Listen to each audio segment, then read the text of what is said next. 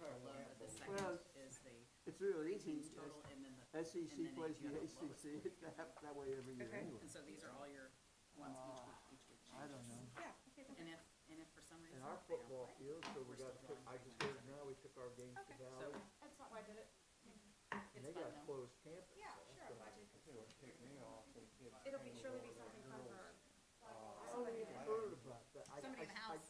I picked up. Well, little Whoever's- parts of whoever's it. still didn't there. know. I thought maybe administration had told them to her to paint it over it. That what they did. What I Kids said to him. painted graffiti over the top of it. And we got cameras facing that. What happened? They didn't catch it? Miss Tilly? Yes, I The word is that the parents weren't working. How is that? I think so Was too. she, was her dad a police officer? Yes, So you didn't know, and then people painted over. Yeah, It was the blue and gray flag of the police, blue, yeah, police flag. Blue Lives Matter. Yeah, I saw that. Huh? You better stop, you'll make me really happy. I haven't today, I haven't. We I need haven't. to prosecute them Tomorrow I'm to gonna have to hit it pretty the hard. last because layer of law. I gotta go to Columbia tomorrow. So Huh? How I'll many work it out. cameras have been turned off? We'll talk afterwards. Yeah.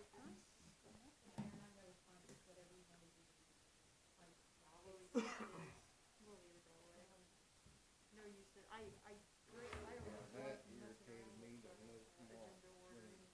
I was going to paint over that. Did they You ever get my find table? people who did it? but they've got a few. See the screen? I wondered it yesterday because Good thing I have my hair done so I can get my back zinc back. I won't ever look like this again. My clock says it's time, so you guys wanna go ahead Amen. and That's true. Oh! please join me in the pledge of allegiance. Pledge allegiance to the flag of the United States of America and to the republic for which it stands, one nation, under God, indivisible, with liberty and justice for all. Okay. Need to, adopt the regular agenda. Do I have a motion? So moved. Second. All in favor? Aye. Any opposed? All right, with that, I will turn it over to Janet Tilley. Everyone, please remember, your microphones are on. We are being recorded, and so I just wanted to have that reminder. Please. Okay, all right. Very briefly, I'm just gonna introduce myself, and then, we're gonna jump in and get started because there's a whole lot, things to talk about.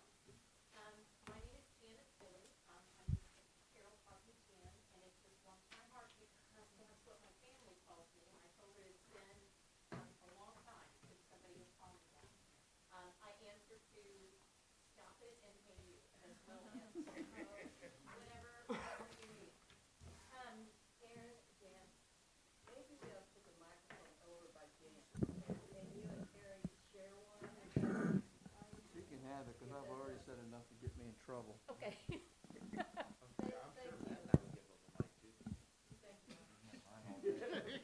Because if you hand me a mic, it might signal karaoke or something, so I can handle be that. careful. Can ya?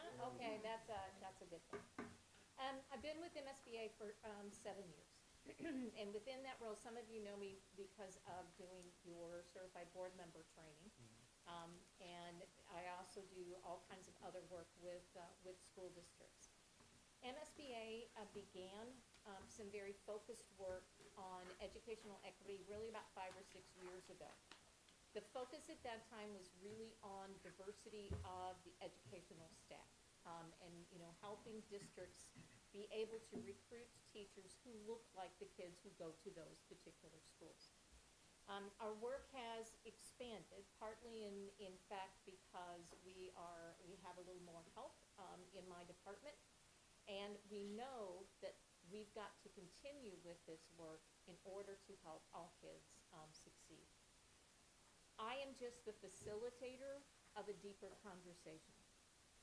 And so please know that your contributions, your thoughts, your thinking is going to be absolutely critical to this discussion in order to make it of value to you here in Marshall.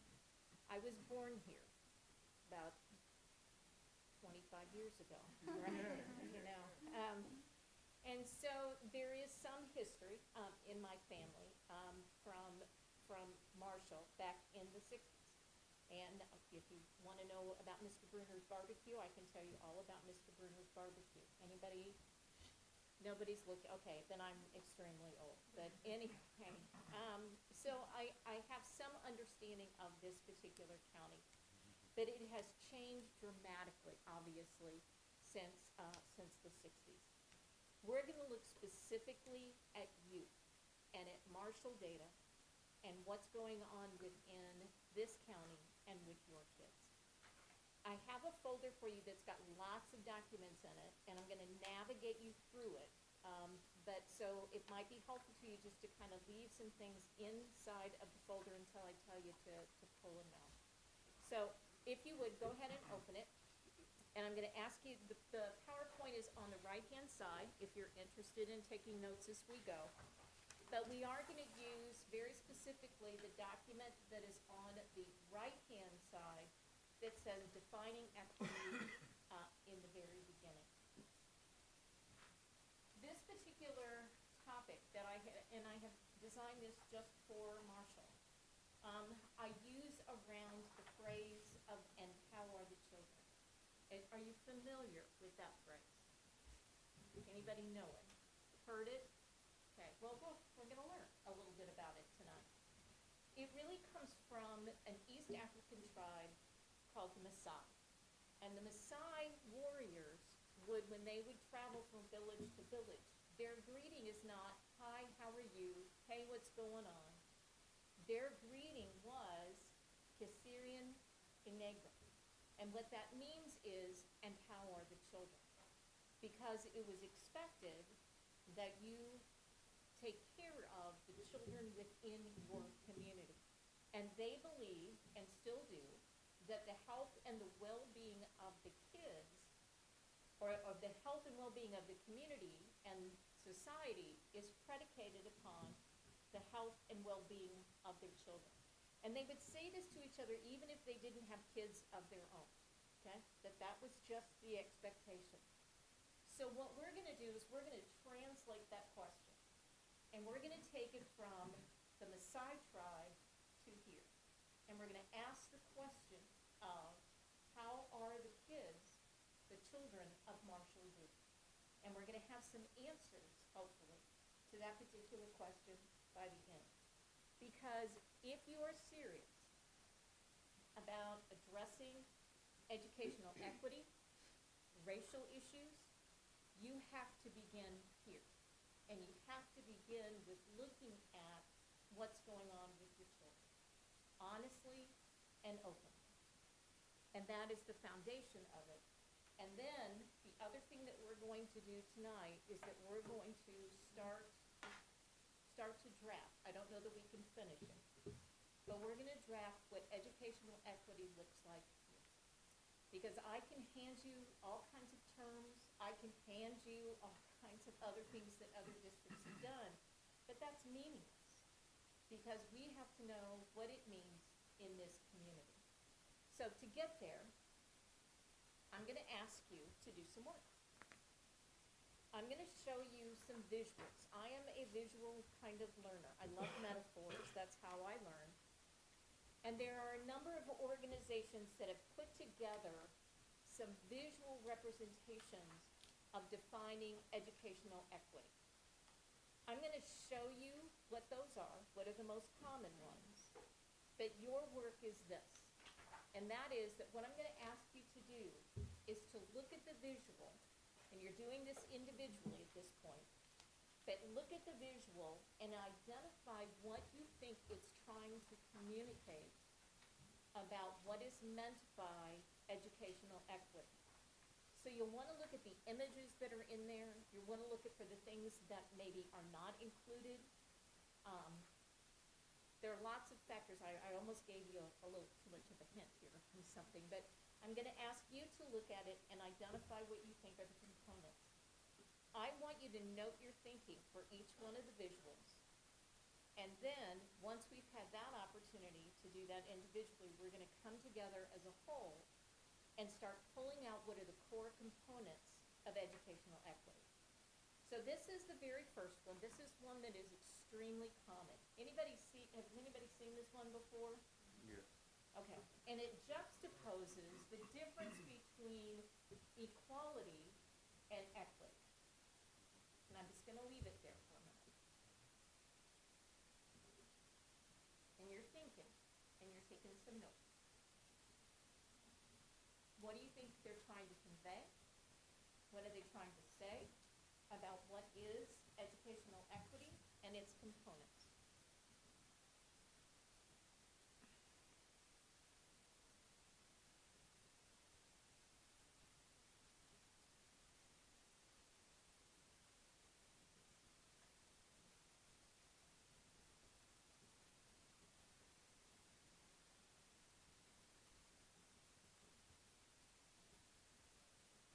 Okay, I'm gonna show you the next one.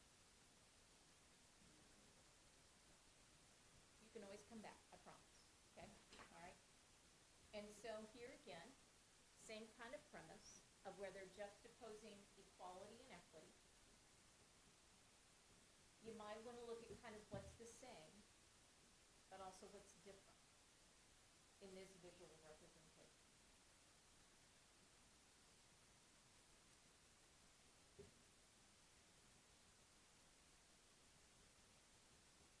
Apparently everyone advertises with Progressive and goes to school here.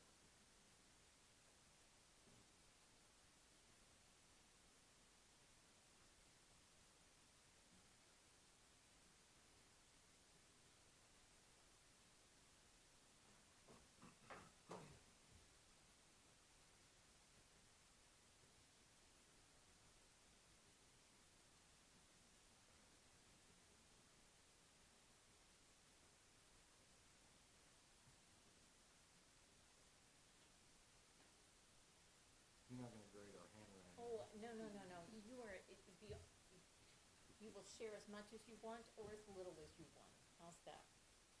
I was a teacher for like 948 years, but it's been a few years since I've done that too. I've aged well, haven't I, for 25 and so. 25, and you're good, okay, all right. Okay, here's the next one. And in fact, we're gonna come back to this one a couple of times tonight. Again, that juxtaposition, equality and equity. And can you read what is written here? This says high standards on that book, great teaching, individual support.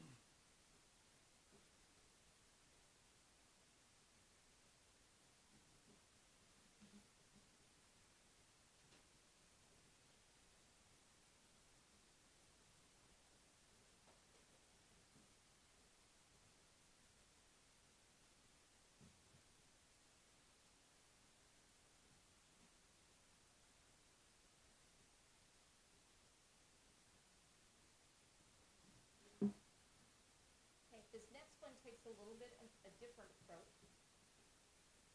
We're not on the baseball field anymore. We are on the track.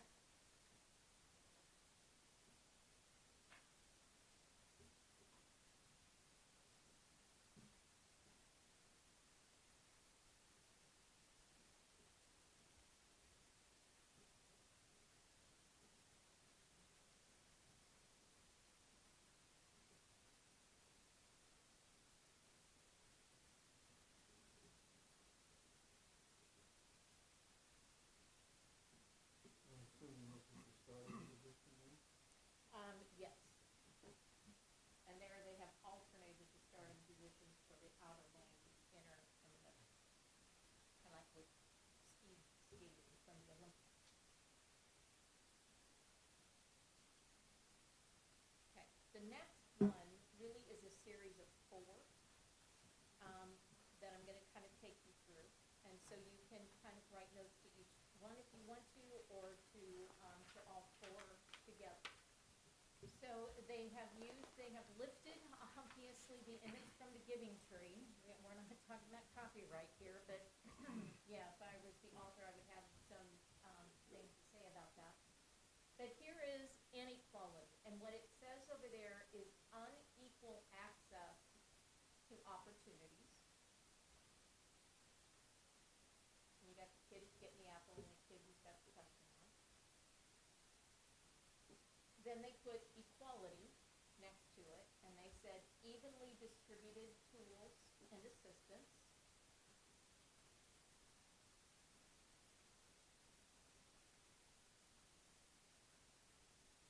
And still working with the apple tree motif, here comes equity, which are custom tools that identify and address inequality.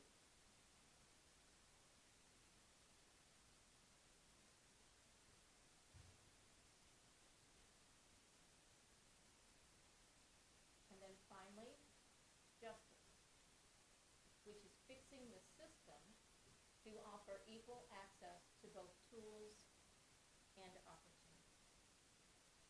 So your thoughts on these four? What are they trying to convey?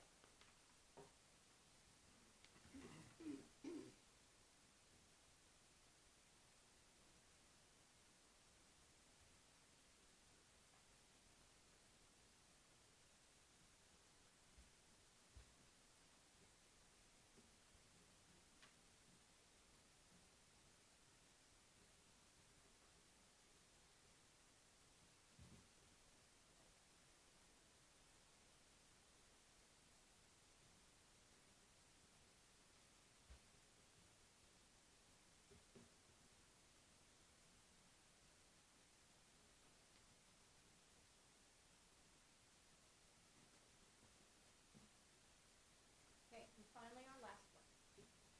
It's gonna look sort of familiar, we're back at the baseball field again. And what they have done is they've added, two other components to it. We have the equality and equity from what we saw before. Then we have liberation and inclusion.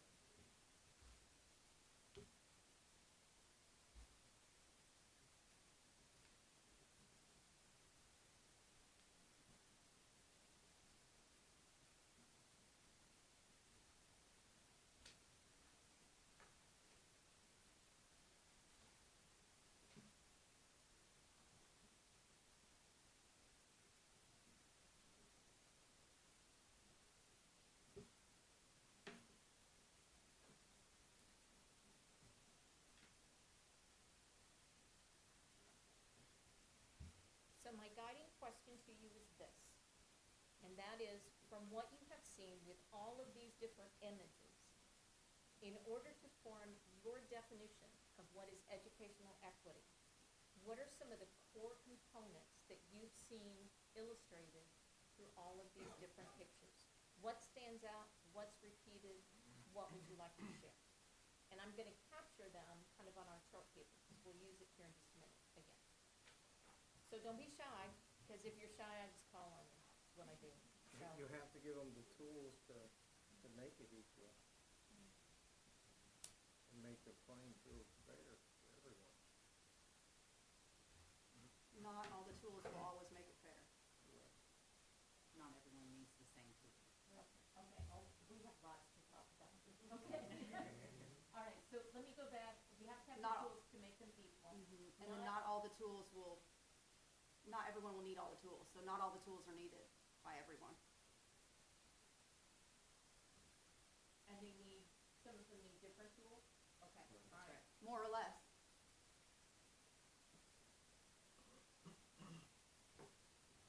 People have to start in different places sometimes to get to the same end goal.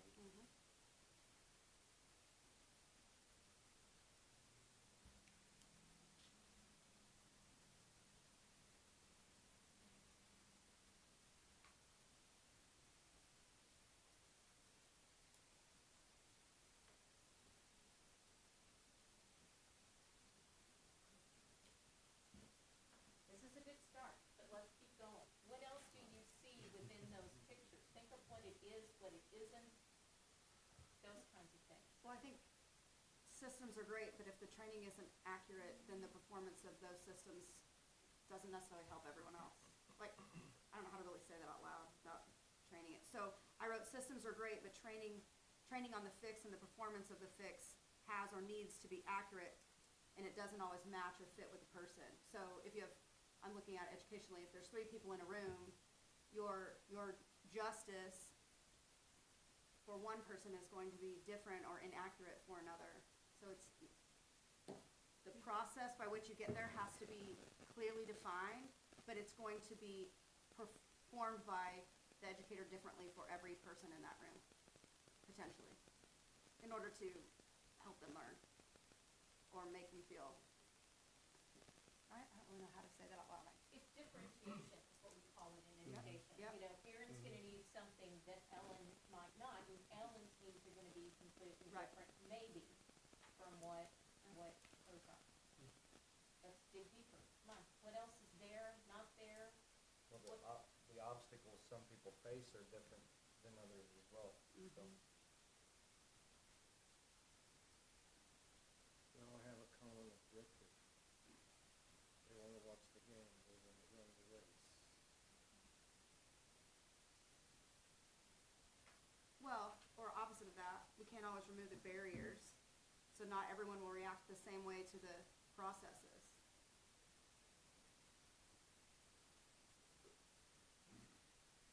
Someone might be really mad if the fence is down versus they might wanna see over the fence, but the boxes might be too high. I mean, so removing the barriers might not always be the answer.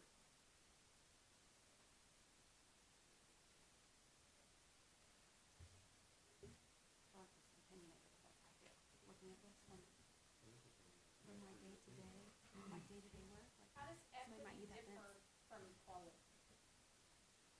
Excuse me? How does equity differ from equality? Equality puts everyone, in my mind, equal, no matter what. You give everyone the same tools, the same start, the same whatever. But equity takes into account, maybe the tools that you need for dyslexia, or the tools that you need for technology at home or in the classroom. So it's getting everyone up to, I might use words in the definition, but an equal place from unequal starts for equity. I'm stealing that. Gives you the tools to There you go succeed. again, Brian. Yeah, the way you started that was to look at, okay, well, where are we starting from? And I thought, sure, yeah, exactly. I thought surely that Harry and I were thinking the same thought, which was the next thing that Brian's gonna say is that equity is about looking at the long term, looking at the trajectory of the goal and planning for how we get there. Well, yeah, and along with that, not everybody are equally supported, but all are equally served. So You're served differently somehow. you just gotta meet the need. I'm gonna take you to this picture here for just a minute. And I want you just to look at it, not in terms of, gee, what are the components of equity? I just want you to look at it and see if there are things that stand out to you, that you go, Yeah, the hand position on both this one and the one, the body language. the body language, okay, do you wanna talk about that more specifically, Harry, what you see? Well, in the equity one,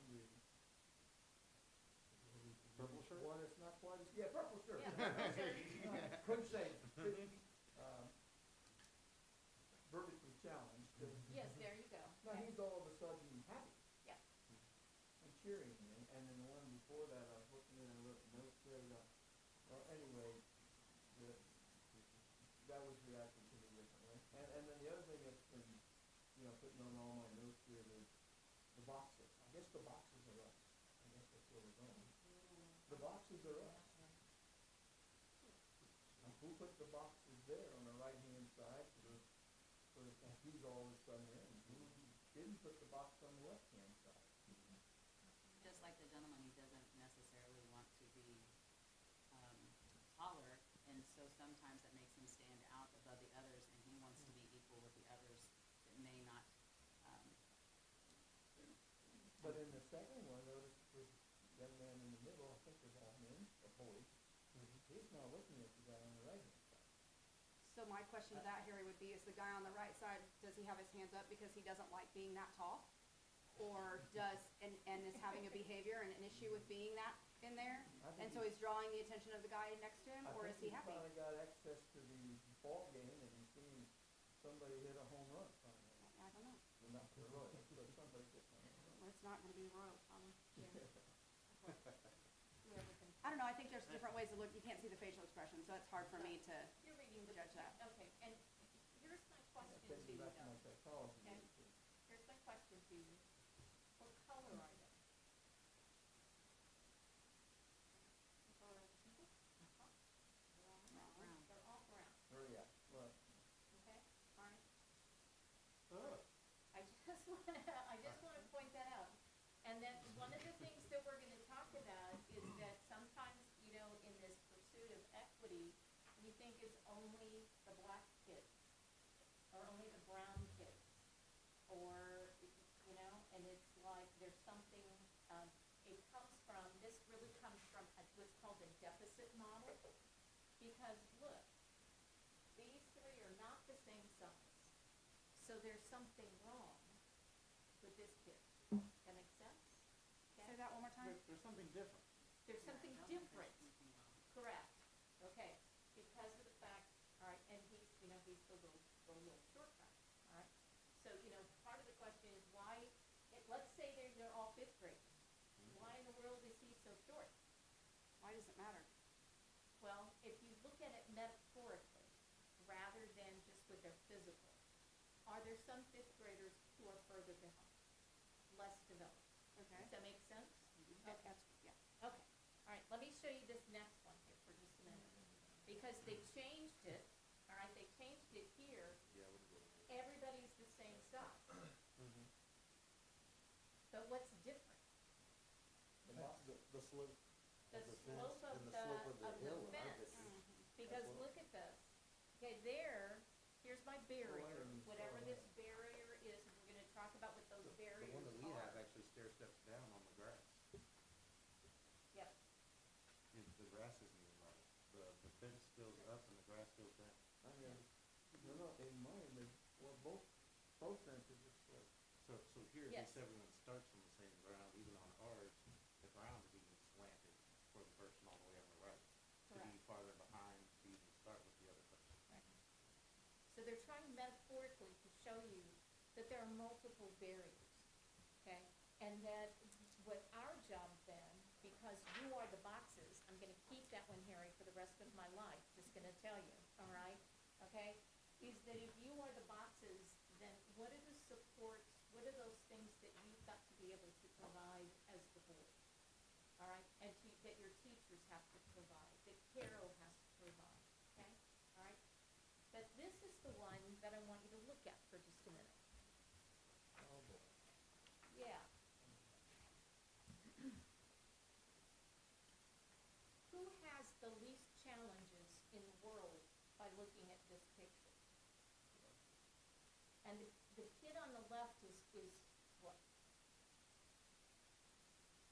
Are we going back with color again? Yeah, well, white, let's do sex, We're let's gonna go do white male. gender, So we're and gonna be male Caucasian? white, Is that white what you're male, looking for? okay? White That the male. white males, all right, are facing fewer obstacles than white females, but the people receiving or having the most difficulties would be African American males. You see, okay, of what they are doing here.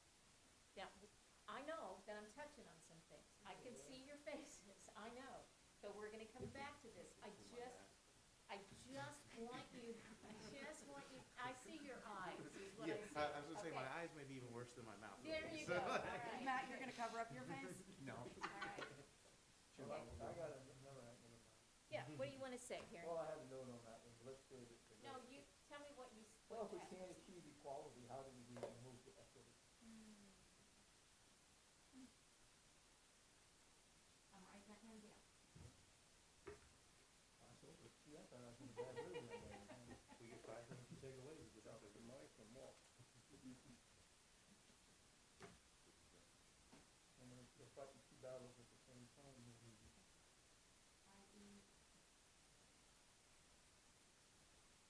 It's amazing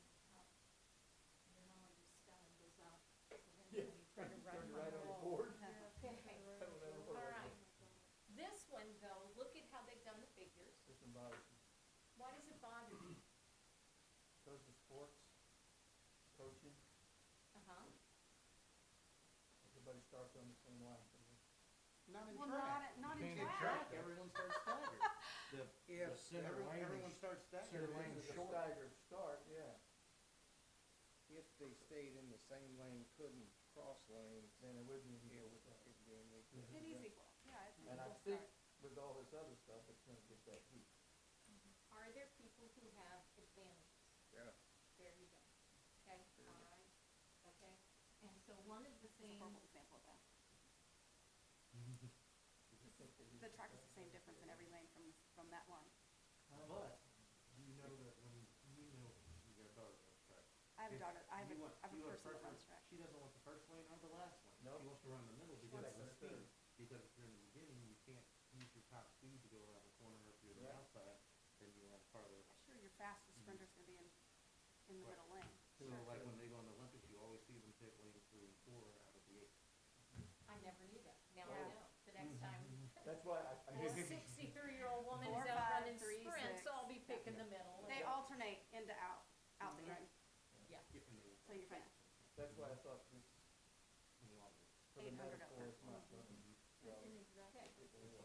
And again, you realize that these are human beings who're putting these together, all right, to try to get Still the something. same distance. Now, let's talk about our apple tree, all right, for just a minute. So we have inequality and equality, meaning, what do they have? If they have Same tool, the Well, for same the- tools, but the barrier's different. yes. they got the same tools, but they both don't have the same opportunity with that graphic. Right. Why? No, because the trees, it's a Trees lean On the out. opposite side? First of all, you got a heck of a lot more apples on that left-hand side, okay? All right, you've got more wealth, all right, we'll say, and it's leaning in favor of that kid. The Oh, I kids can are see both that. the same size, though. Notice that they took color out of it, okay? All right? Okay. Well, the track runners were regular. Yeah, they tried to, They were. yes, I'm glad we stopped using that as, yes, almost like we're saying it's a built-in barrier. That's all right, I'm so observant. I Correct. didn't know the Agreed, trees. right. yeah. So, yeah, we're gonna talk about that, okay. And so here we come with equity, all right? Meaning, I've got my different tools, like you were talking about, you know, Right. Ellen was talking about, you know, I need a taller ladder, all right? To get to the apples, I still don't have as many apples on the right-hand side, okay? But, okay, at least I have that. Then here's what they say is justice. And what happens? You Tree's fix the straight. tree. Mm-hmm. The You apples fix are the equal system, and the tools are equal. Right. right, and the so, opportunity. yeah, Remove the barrier. you remove the barriers and you fix the system, all right, as well. Now, let's look at that one for just a second. Look at what is included here. What is there that has not been in any of the other pictures? Everybody Love. became a team, became the same. Right, right. And that the idea about equity is not just about making things fair, always just giving you the supports that you need. It is that. But does the one on the right have a glove? They don't make gloves that small. No, I'm just It's kidding. too little. They have a glove. They also weren't playing anywhere before. Yeah, that is true. Until now. Even when they were liberated, they weren't playing, they were just standing on the field. The idea is not just so much liberation, but inclusion. And there's a difference between the two. What's the difference between liberation and inclusion? Not a rhetorical question. Not one that we can maybe specifically answer, but what's the difference? There are lots of differences. So liberation, you might have the freedom to, because you're kind of at will, you're free to do what you want. With inclusion, perhaps it's more a matter of, well, what's good for the team? How do we operate as a team? How do we work together? That's why we use the glove.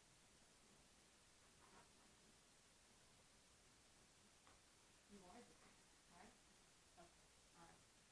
So just know that we've got lots, okay, that we're gonna talk about, and that we're gonna come back to these key components as we work on your definition of equity. Now, I know I told you that, you know, normally I don't like throw out what some other district has put out there on equity. But I do go back to this next slide that I'm gonna show you, which is what the National School Board Association, this has probably been about 6 years ago, defined educational equity to be. I like this definition for a lot of reasons. But when I show it to you, I'm gonna test your knowledge of grammar, okay?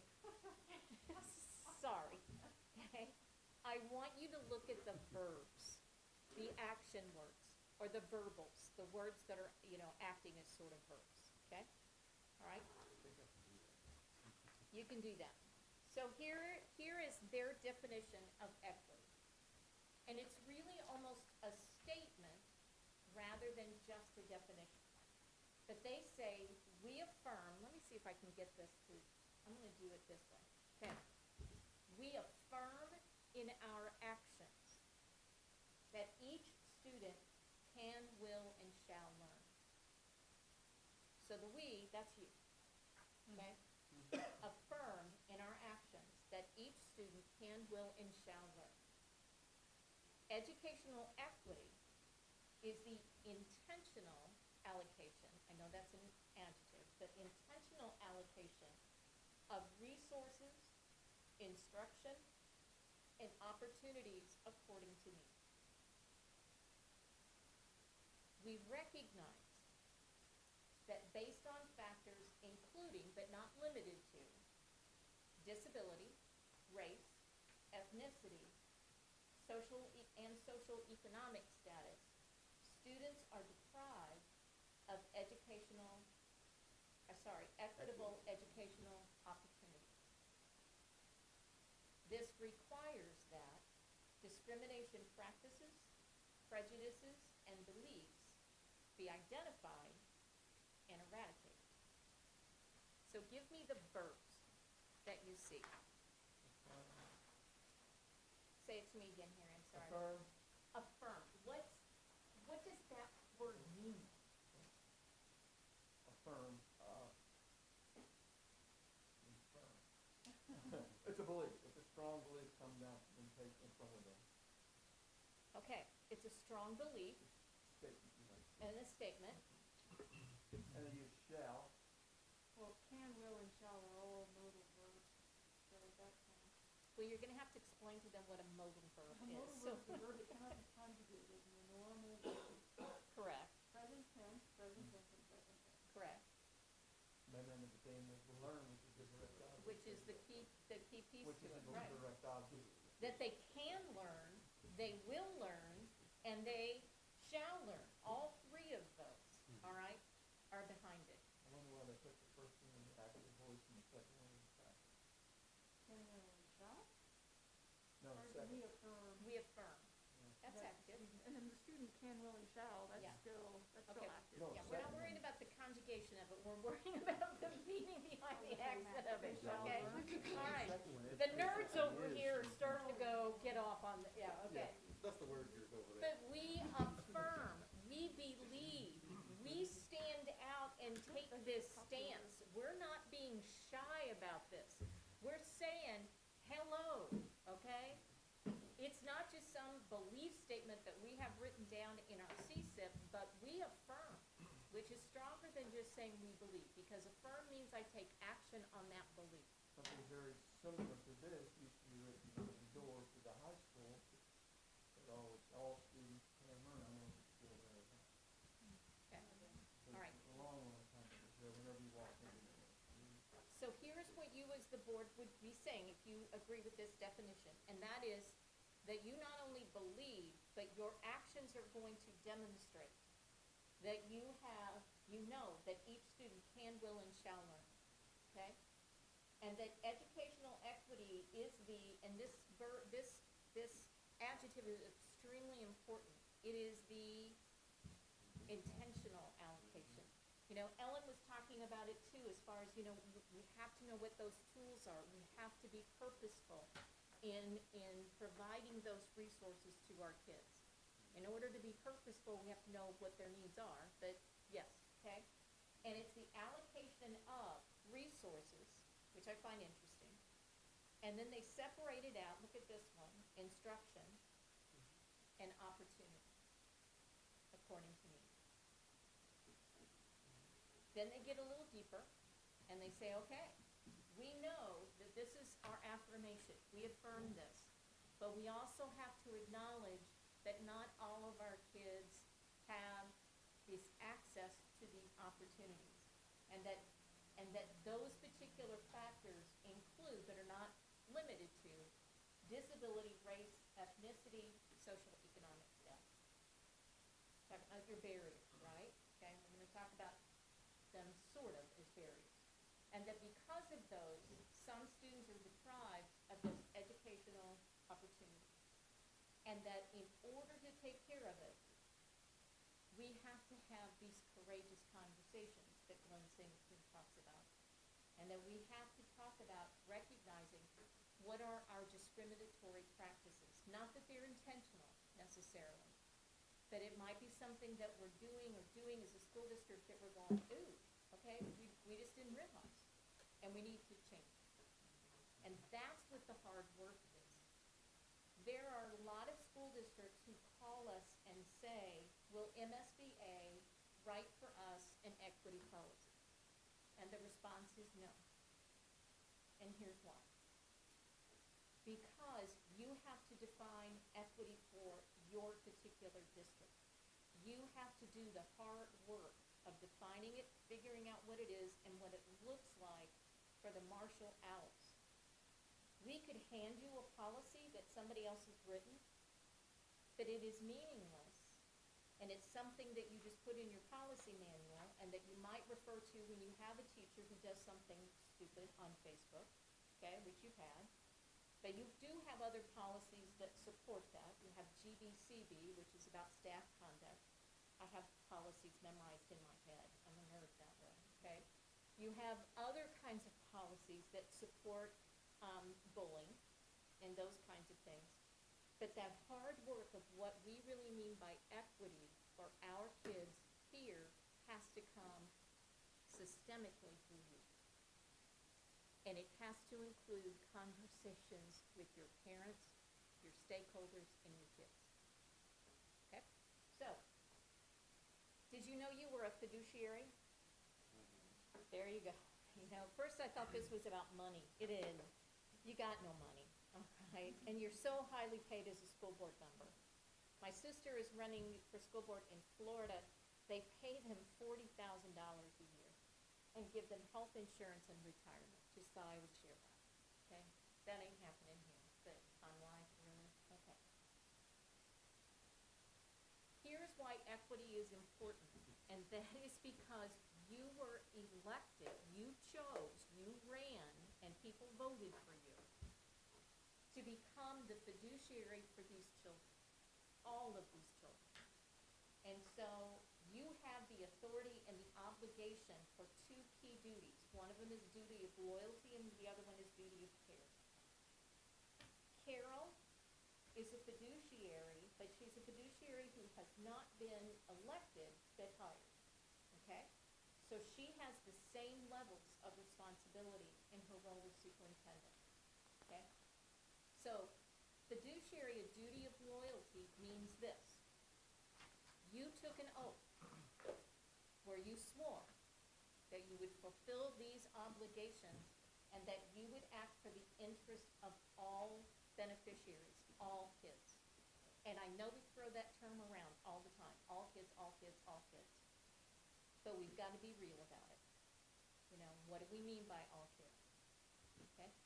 The other is that, again, that whole thing with conflict of interest and nepotism falls under loyalty, and also the fact that you have sworn that you will advance the mission and the vision of this district, which I'm sure includes some statement about educating all students. Doesn't it? Okay, all right. You also have duty of care. And under duty of care, that means that you manage the assets, and that's not just the finances, but it's everything, all right, with the school district. You provide quality staffing for your kiddos. you monitor accountability, you look at how your district is doing, you are prepared and informed. I found that one really interesting, but this is in the legal definition of a fiduciary. In other words, you read your board packet, you know, and I was stunned. At a board meeting one time I went to, and the board member sat down and he opened up his packet for the first time. You know, and I'm going, you gotta be kidding me. But that means you're knowledgeable, that you're prepared, you are informed, and that you make your decisions based on evidence, not on emotion. Okay? All right? So this is why equity is really important. Now I'm gonna talk at you for just a little bit longer, and then I'm gonna get you moving again. I have some friends at the Pennsylvania School Board Association, and they have taught me a lot. And one of the things that they've helped me to understand is that when it comes to educational equity, and we're talking about providing differentiated supports for kids and blah, blah, blah, blah, blah, is that equity is a process, not a professional development training. Okay? That's a piece of it, but it is a process, and it is ongoing, and it is forever. And I know we're hoping that COVID is not forever. It feels like it is, you know, or whatever. But educational equity is forever. It is your processes. And she said people go through kind of phases where they look at it, first of all, and they have some misunderstanding about what educational equity is. Then they move to the point where they look at equity just as a topic. Next, they look at equity as far as like a recommendation, like, ooh, hey, this looks good, we should be doing this. And then it gets to the point of where it is the foundation to absolutely everything that you do. It's almost like second nature of breathing, of that this is just how we operate here, okay? It's our climate, it's our culture. So in your hand, in your folder, I believe it is on the left-hand side, it is, behind the PowerPoint, is a summary document of what I'm about to share with you. We are, for the most part, at the top two tiers of this equity continuum, okay? And it takes a while to get to the bottom two tiers. But when equity is kind of a misunderstanding, it is, you'll see in the visual that it is off to the right-hand side. And it's sort of like, we sort of see it as being the same thing as equality. We believe that if we are meeting our regulations by ESSA and some other things, that we have reached equity, and that's not true, all right? Because we know then that it is not just a topic on the outside, it's not just compliance, but rather it is something that guides the internal operations of the district. So it moves to becoming a topic. And you'll see you got your school board, you're the foundation, and then you've got your administration, your teachers and your staff and your family and community, and then the green boxes are all of those things that make up a school district. Food service, transportation, all right, curriculum, facilities, finances, human resources, or whatever. And it's sort of like equity is this one piece or a topic that we bring out once in a while. We might have some professional development on it. We might understand that it is different than equality, and we might think about it only in terms of certain kids. And Brian, I think this is what you were talking about with, you know, the fact that it's just about black kids, or it's just about brown kids, okay? That's what you were talking about. That's what I was saying. I'm so sorry. I apologize. Okay. All right. Okay. You're exactly right. Okay. Then the next thing that it moves to when you look at it as a recommendation is that you start to look at it in certain key pieces of your organization. And I've seen this a lot, like especially with like curriculum. You know, we're gonna do a curriculum analysis for, you know, do we have books that reflect the climate, and the, you know, or the culture of our students, those kinds of things. You might have an equity team. You know, you might hire an equity consultant, okay? But it still hasn't permeated everything within the district. And ideally, this is where we get to. Is that it is the foundation to absolutely everything. To get here takes some time. And we'll get there, okay? But this, it frames all aspects of your organizational systems. You have, as a board, kind of an equity lens when you look at absolutely everything that happens within your district. You have policies and procedures that create accountability for equity throughout the entire system, and it's that continual pursuit. And then knowing that you're never gonna be completely there, but we're gonna continue to grow and we're gonna continue to try. So, how do you get there? Again, I stole this from my friends at, in Pennsylvania. And again, it helped me to understand kind of that process that needs to happen. This is not necessarily linear, but it made sense to me in the fact that the first thing that you have to do in order to really move to the point where you are implementing these components of equity that you've identified is that you have to know your data. You have to know your kids. I'm gonna give you some very simplistic data tonight, but I'm gonna send to you tomorrow as a follow-up some other suggestions and guidelines of other kinds of data that you might wanna look at, all right? But you have to look at your district's demographics. And then the other thing that you have to do, you have to move on that data kind of to wisdom continuum, is you have to go beyond just looking at it. You have to figure out what it says and what the implications are.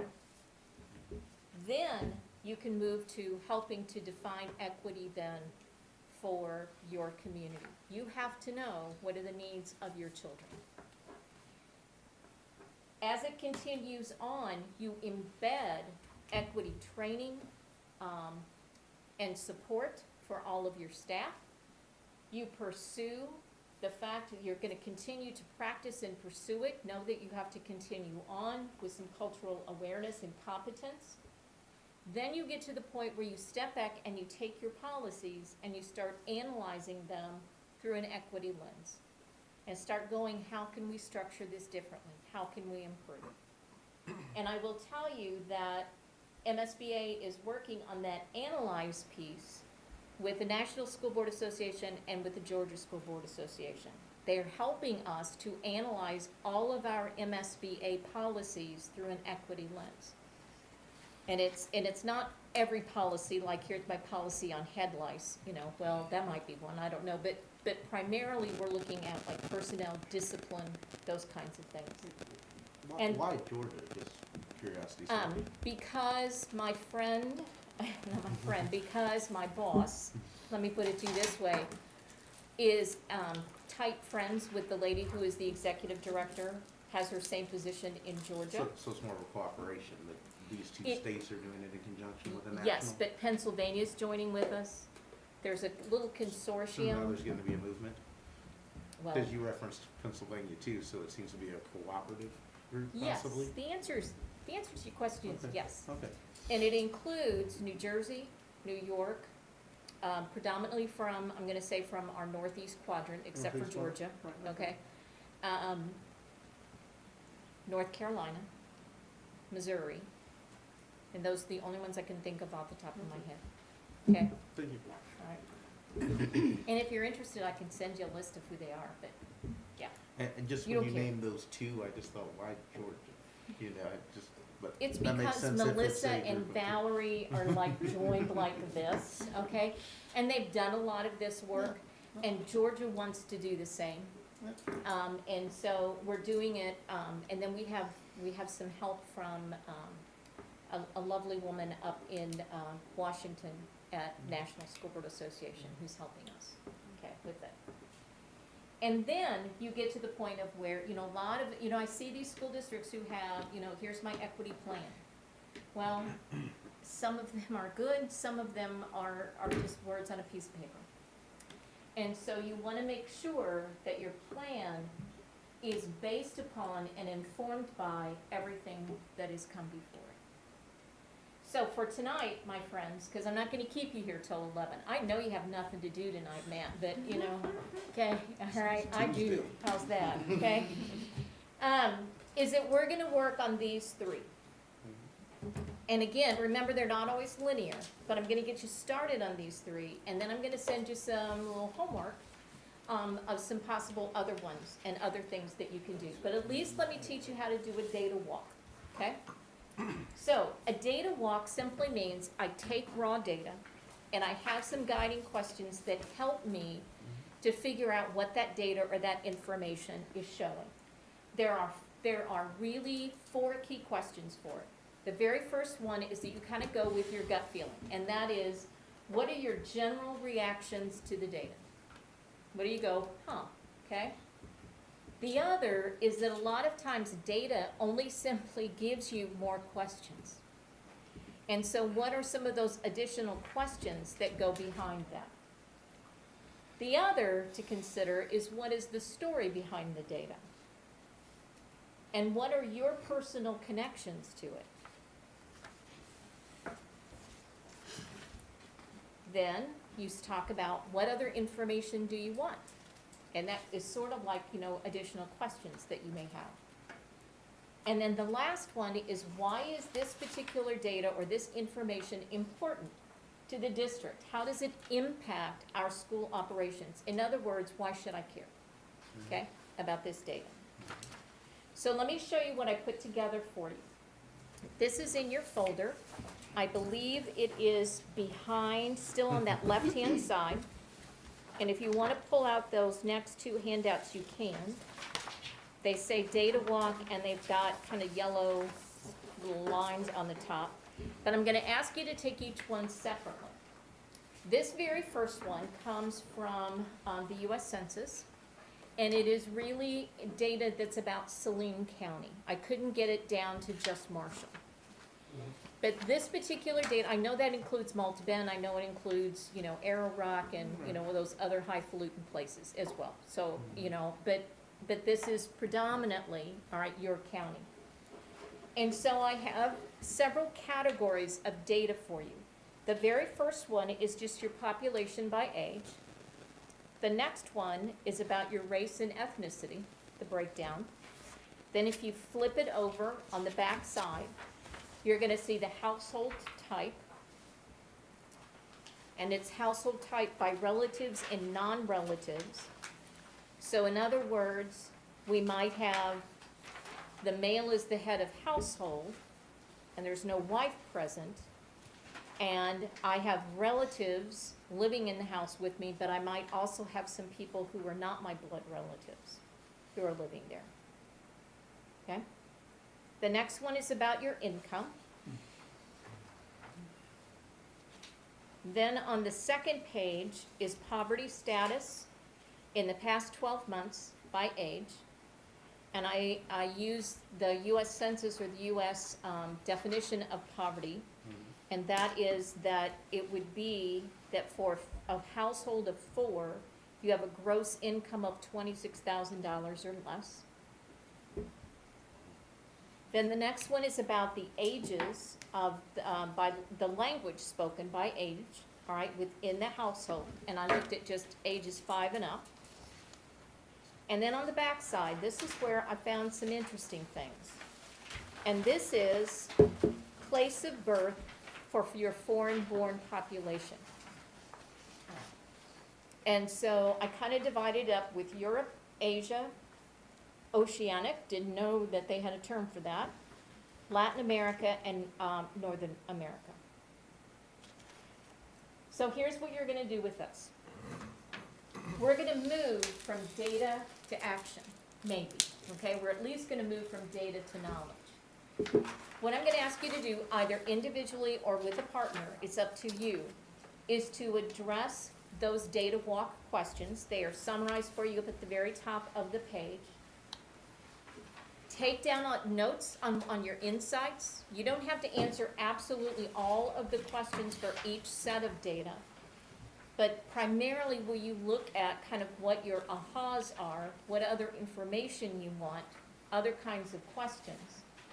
And then, if you're working with a partner, I need somebody who's gonna volunteer to be the spokesperson.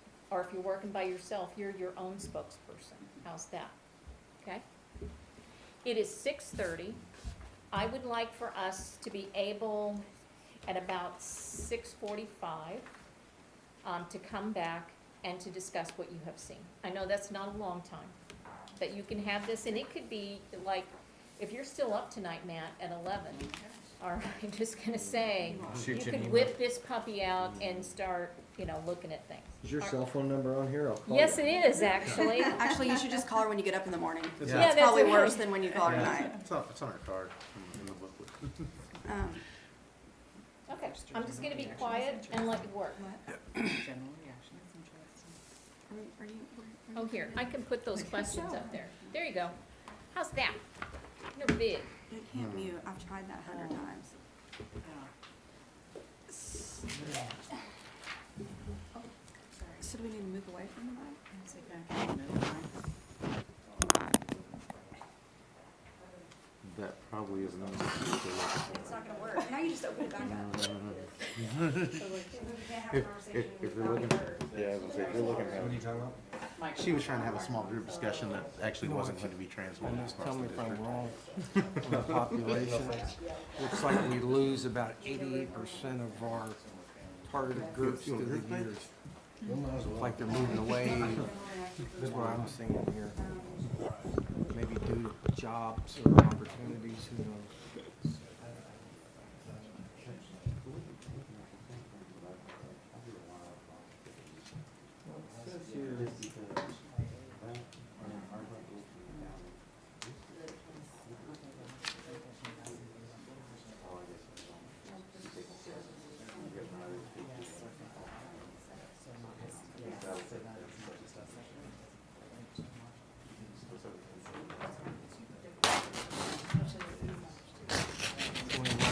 Senior parent groups. So according to this, it's only 4 African Eastern. That's county, that isn't Marshall. This is county data, it isn't, you know. I know it's more than that, because Bishop's got 2 kids. Can't do it only one. This is 2018 too. This is 2018. Yeah. 33% poverty. I'm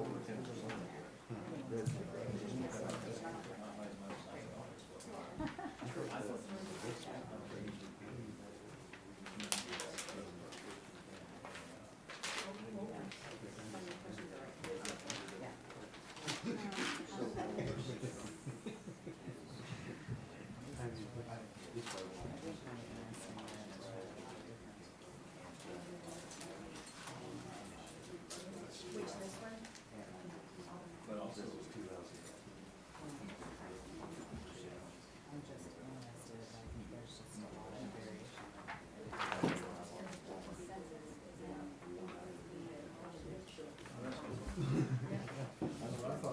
I'd put education on this too, where you know, from GEDs to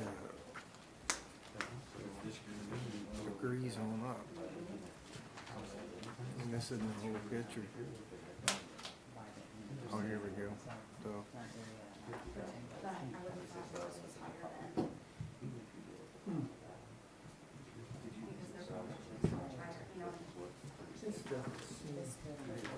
Maybe some of those stay.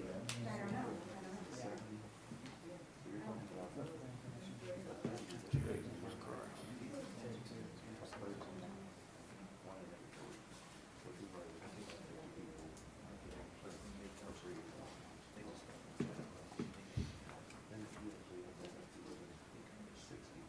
It can't be right.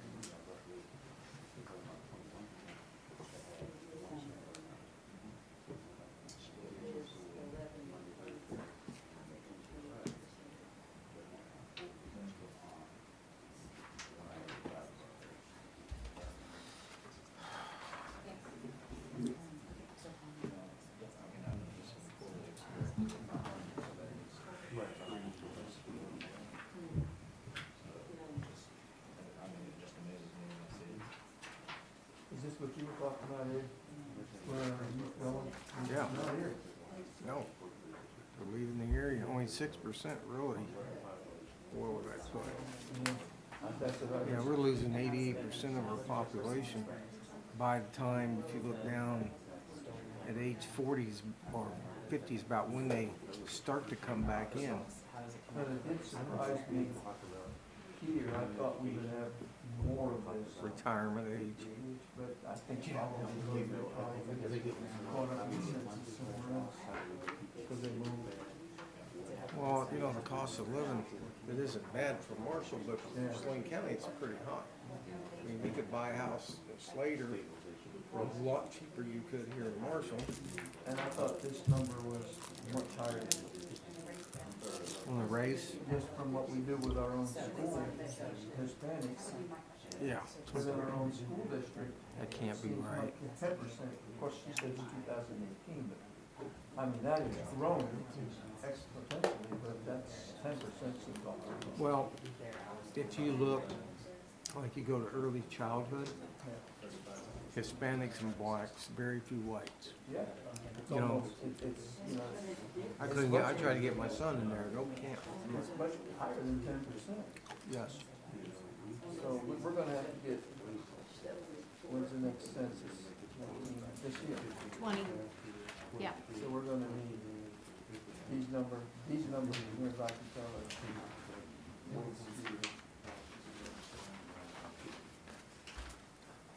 Six, oh, I got 5 or 6 minutes yet.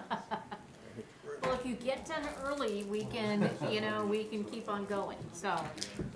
I just wanna give people a chance to look at it. Yeah, give me a couple. I didn't bring you water. Are those the wintergreen ones where if you chew them, they spark in the night? Too close to She put me in her side office one time, and it had a bottle of Tootsie Rolls there. We were getting on. I ate the whole thing. When we did the first Zoom meeting was probably my first meeting with COVID. Okay, overachiever, don't get too far into that. I'm just trying to understand it. You ought to be trying to understand it too, Harry.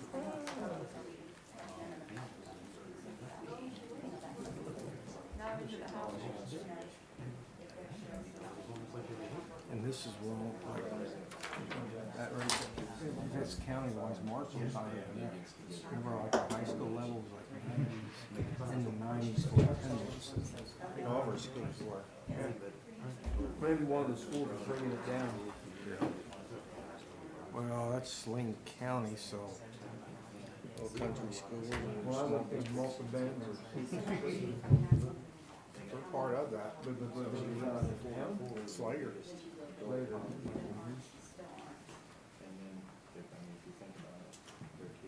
Okay, we work together, you would have. Nope. I don't have a mask, I can't talk.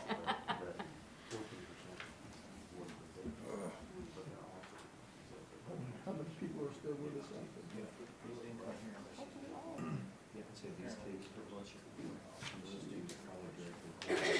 Actually, I got one in the truck. If I have to, I'll go get it. I never wear it. I, no mask, I never wear them. I got one, but I never wear it. It just surprises me, because you of all people know the risks, so. Well, I know you're pretty, safe. well, I'm safe because you guys got it on, so I can't catch it from you, and you can't catch it from me. Thanks, Ed. I Always got, looking out for your. I just got tested on Thursday. Kim calls me a dork to go to Walmart, I'm doctor. Hopefully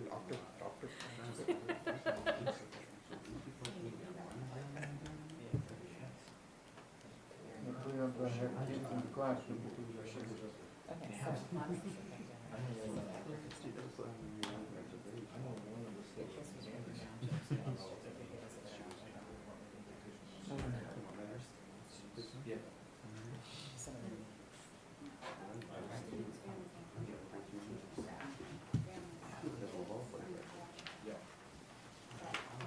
you notice like the Hispanics on this, taking, what did I write?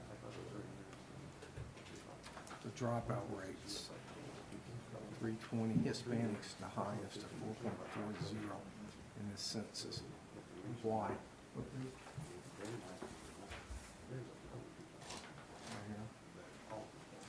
We do the most we Yeah. give, Right, not even we over. do, But we'll be all right. actually get ELA, we do all kinds of stuff to equal the field for these kids, but yet they're, still has the highest dropout rate.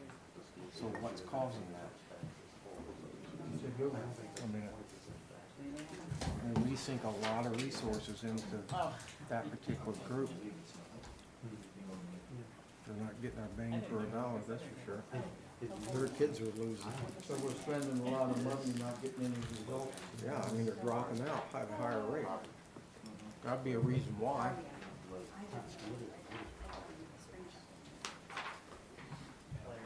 You know, maybe it's culture, you know, cause down where maybe where they come from, you know, even get to high school is a major feat. You know, and they'd rather have you work, take care of the family is more important than an education. I don't know. No wonder I was done early, I only did one document. You didn't finish it? No. Well, the second one we're gonna get to, the academic here in just a minute. You got me in So- trouble. Okay, you're good. All right, so I'm gonna start with, kind of, let's go back just a minute for some of these questions. And so let's take it sort of section by section, but so as far as your population and your age range, what's some knowledge that you gained from that data? I'll go first. Yeah, you go for it. We're losing our youth. Okay, and you had, you were doing some You brought math it up. with it, I'll steal it so. from Well, you. we're I'm gonna losing call about on you. approximately 88% overall. And every age group's about an average. And when are you losing them? In their 20s, so they're going off to college and ain't coming back. Brain drain, Hmm? brain drain. It's true. And Mainly the kids who are in their twenties and they are kids. Right. Okay, all right, and they're not returning. Okay. And that's your major workforce ages too. Mm-hmm. I mean, we're losing it from 20, 29, 30, 39, and 40 to 49. You're working 50, 59, so that's the meat of your life, where We're you're still earning talking a living. Knowledge from the data walk. Yeah, in this particular area, just kind of what are your insights? Are there more questions that you have about this? Like, what kind of questions do you have? Go ahead and tell us. Why are they leaving? Yeah.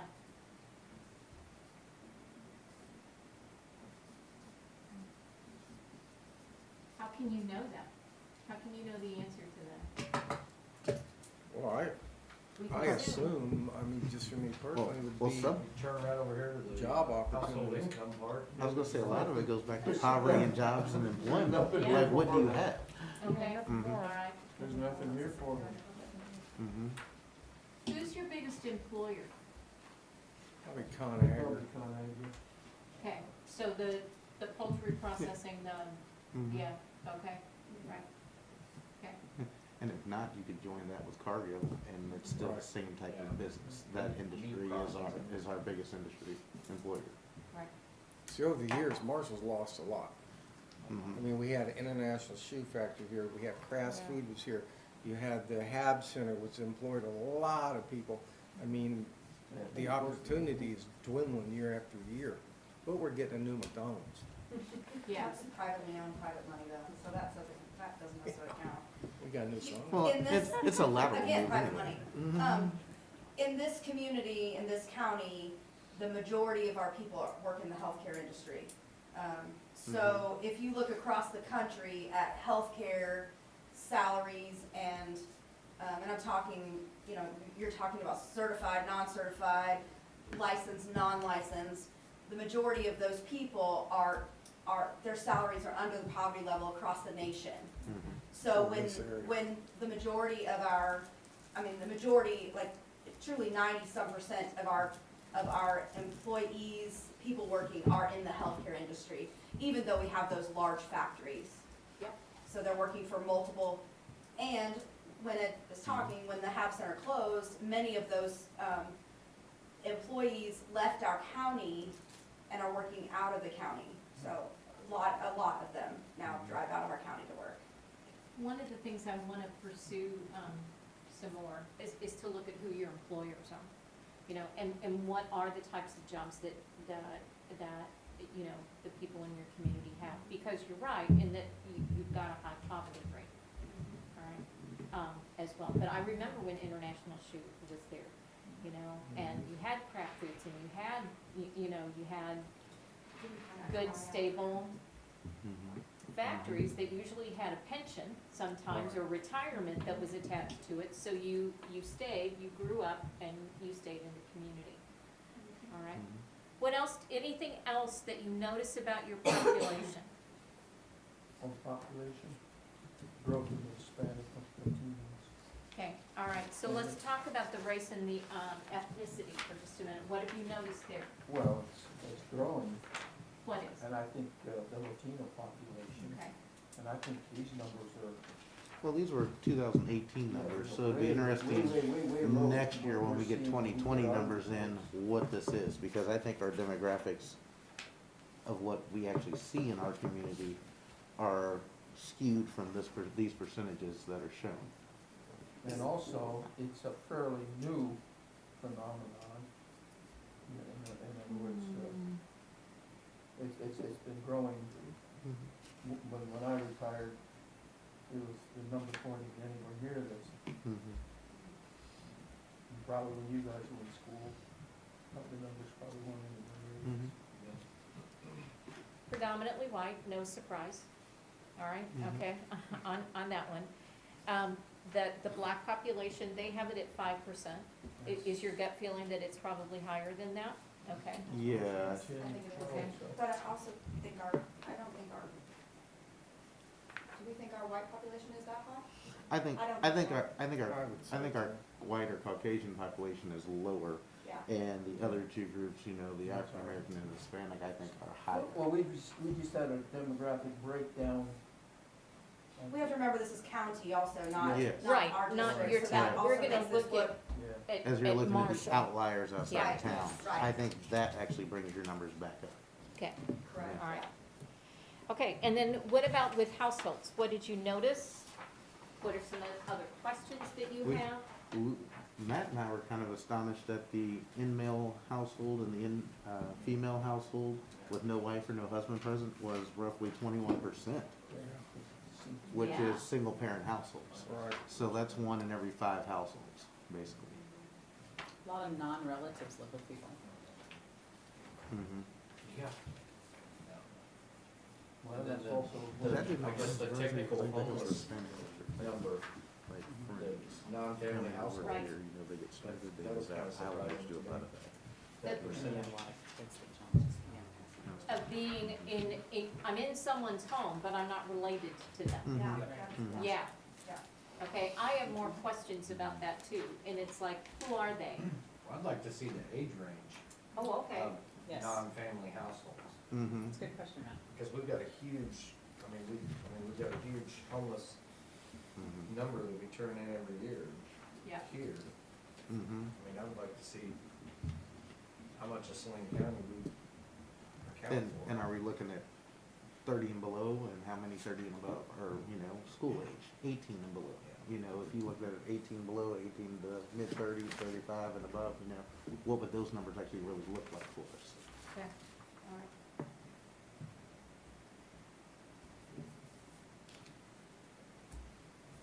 And I'll be up till at least 11 if you want to text Well, me. yeah, if that- okay, all right, okay, thank you, okay. We might still be here. All right, what about household income?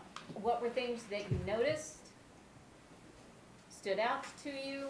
Well, one of the things that pops up for me right away is, you know, you said poverty was the 29,000 or so. 26 for a 26, household okay, of so 4. if you look at that, one of the first things that came to mind for me was our employees here at the district and our staff aren't too much above that. Yeah, our average. And so, many of the people that we have working in the classrooms, working in our buildings, working to educate our kids are feeling stressed and need multiple jobs. And so how do we prepare? I mean, I just think that's a huge, big,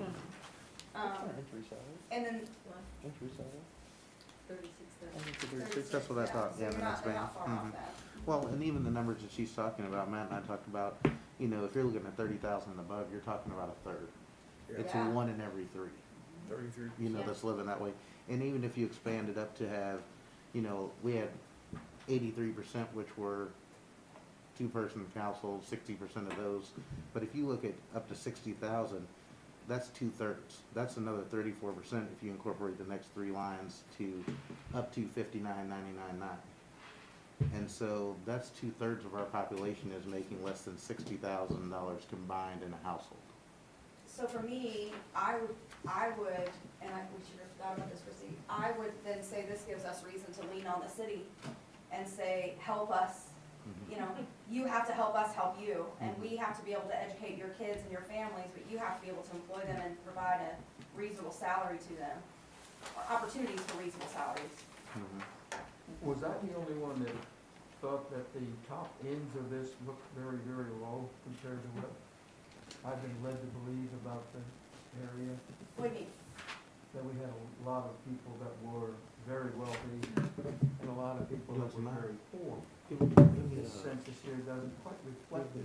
And this is a Saline County-wide, so until you Yeah. actually see our town, then it's hard to separate this. So I thought these numbers down the bottom would be a lot higher percentage. 462. So, I So- will do my best to get you Marshall, So, okay? so, All so right then. if you actually do the math on that, it's 462 people that hit that top percent. In the 200,000, Out of, Yeah, out of 23,000 and some people. change. Right.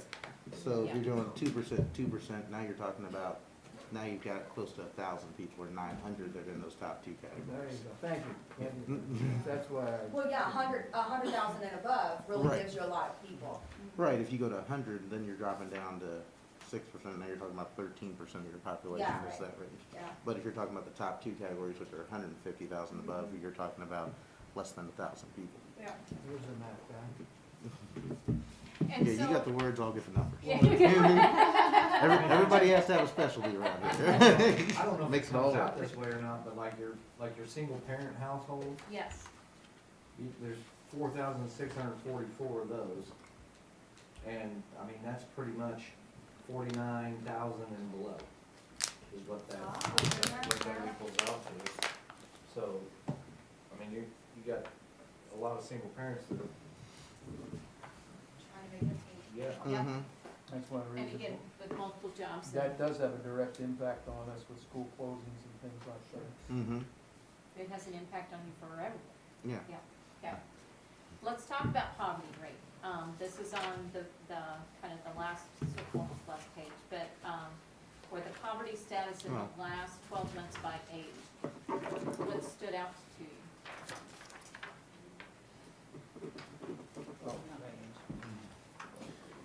I thought it was just odd they had demographics for kids living in, kids wouldn't earn money, I would think, at 5 years old, so I don't understand how they get that. Or they live in a poverty It stricken is, home. it is their, the income within their home where Yeah, they are would be living. that low. So they're basically adding on to the 25 to probably 44 range, or even, or under 5, I guess you're talking about even the, probably an 18 to, or probably 24 to 44 range.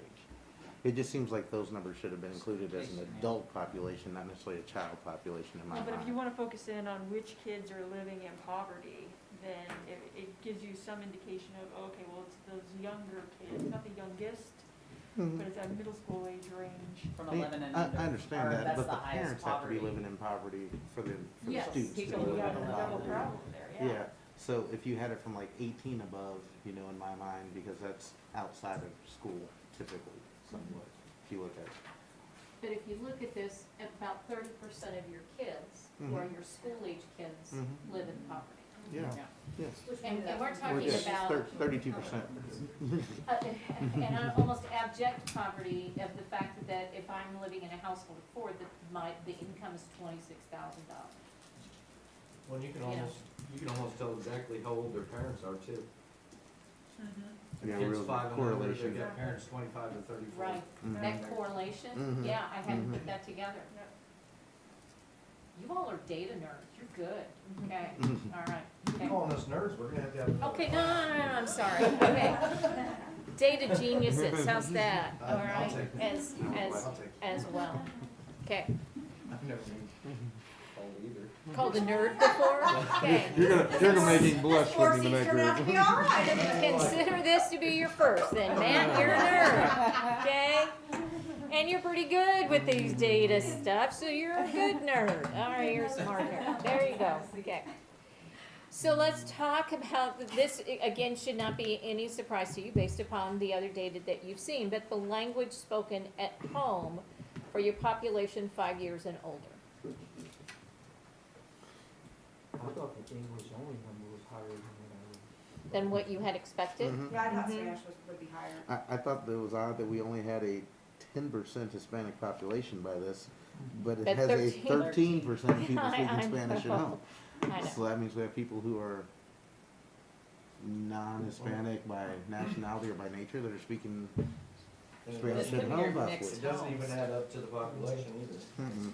Well, I It will could have to be your dig into blended this a homes, little guys. bit, a little bit more. Very Yeah. true. Have Very- blended oh, homes. Yeah. very true. If you have the blended homes, yes. Yeah. Okay. But then, Where what you I get want from. to take you I don't to think we'd is have it. where the place of foreign born. Yeah. Okay, I have a question about A this. few. Mhm. Do we think that this includes, do we think the census would include like educational institutions that are in our county?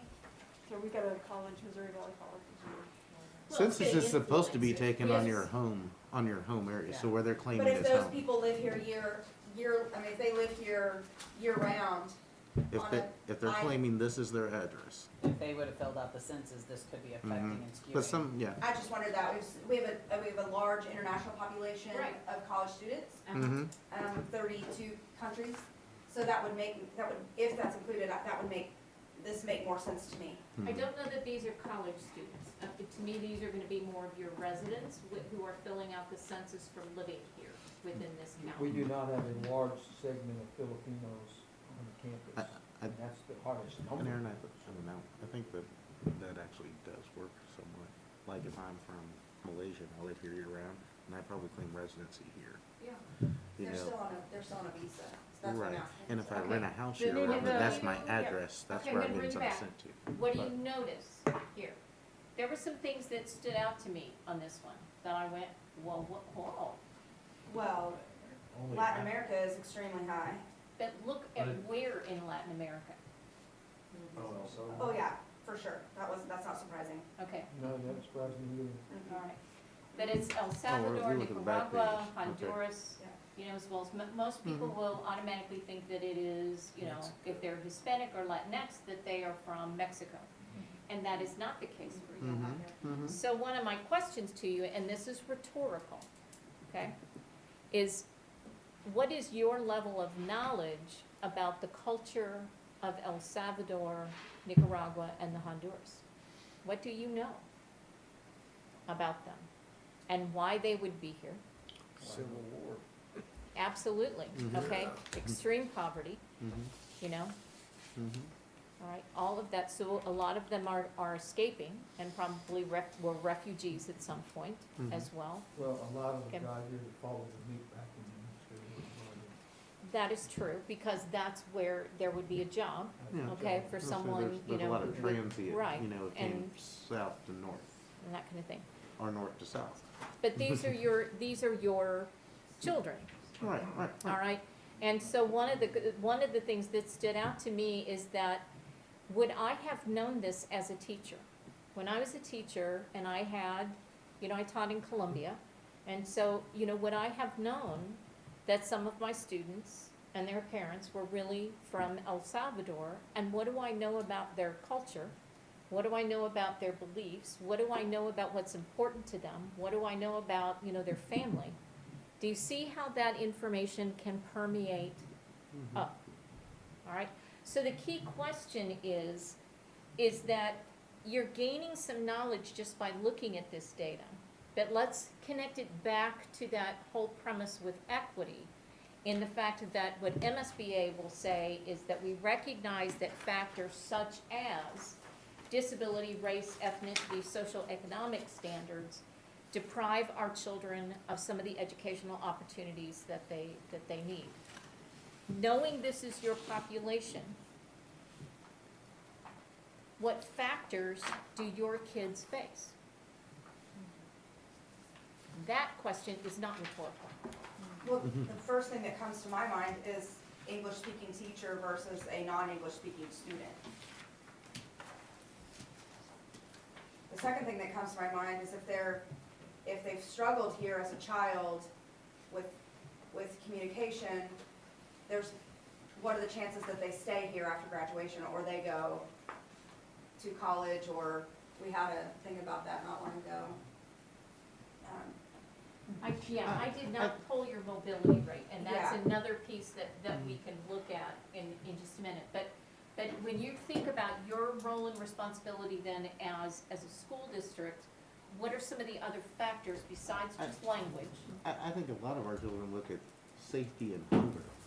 I mean, you've got to get basic needs of sustaining life before you actually can go to education or further pursuits.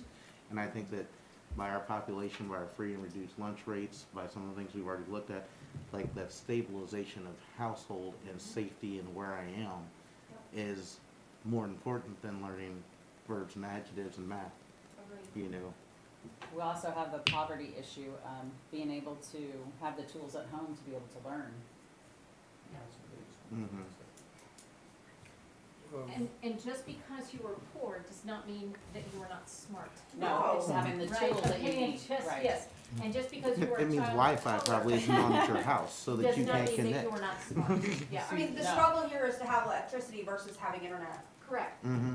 correct. See, that just goes back Like that. knowing their culture, because their parents may not have the education, therefore they may not seem that it's all that important. That getting a job and taking care of your siblings is more important. I mean, you gotta know their culture. And that brings up other things. What's important to people culturally isn't necessarily the things that we see. They may see as frivolous or unnecessary spending avenues by values, like you're saying. And it's hard for us, it just is hard for us to be able to, because and we're gonna get to it, but Ed, you brought up, I kind of overheard you, looking at some data about the academic piece, that, I have a nerd for a husband, just thought I'd share that, okay, but my nerd husband and I, okay. Or simpatico. My nerd husband and I were talking about at dinner, actually, the other night, was about the dropout rate in Marshall and who it is. And we had more questions than we obviously had answers, but we just thought, is this, for us, that would be, you just don't quit school, you don't, whatever. But if culturally it is about, we support the family, we move on to do this, how do you help address those particular kinds of beliefs and values as well? That's the So- golden Well, question. I know families that the child has not been able to play a sport after school because they had to work. Right. Because they had to help pay some bills. And, so, and in that culture, family they're very tight and they lean on each other a lot. So, you have to take that into consideration too. But it all goes back, you hit it to Mr. Jacobs about the whole thing with Maslow's hierarchy of needs. Oh, it's not Jacobs, Jacques, say your last name for me. I pronounce it Jakes, just Jakes, like Jakes, okay. but it is Jacques in French. It yes. is Jacques, okay, all right, okay, sorry. But Okay, I'm all right. so pardon me for getting your last name wrong, I apologize for that. But it is about Maslow's hierarchy of needs. Mhm. That whole thing about, and this is where it's gonna take me to kind of this next question. You have been thrown a curveball. Let's just say COVID doesn't exist for just a minute, and that's kind of ironic with the way we were seeing it, okay? All right? And you would kind of step back and go, oh, it still doesn't mean that all of these factors have not gone away, But what COVID has done is made these factors even more intense. Mhm. All right, and it has brought to light even some more of the inequities that your kids face, those barriers, those challenges, whether it's getting to the apple, whether it's the fence, whatever it is, kind of thing. So, let's talk about COVID for just a second. What are additional barriers, things that your kids are facing, for which, and no pressure here, but for which you have a fiduciary responsibility for addressing? I'm sorry, say that again. You guys- Okay, all right. Do you need to take care of something? Harry. The teacher came right out of it. Oh, it's all right. So what are these other factors that COVID has brought to you, okay, intensified for you, additional barriers, blah, blah, blah, okay, for which you have a fiduciary responsibility for meeting? Okay, so I'm gonna speak up real quick, so, cause COVID is I mean, I look at COVID and try to manage this every day, but I have a message right here from the health department, and it says African Americans and Hispanics have not been able to handle COVID well, and they've been our largest and biggest struggle with numbers, and so looking at these numbers with the risk of COVID for those two groups. What health department sent you that? This one? Yeah. Alright. It's our Friday, I mean, it's our Friday messages. It says, African Americans and Hispanics have not taken the COVID virus well. In other It words, says they're that- dying at higher rates Yes. than right. others. And, Mhm. and without revealing the underlying issues are diabetes, heart conditions, hypertension.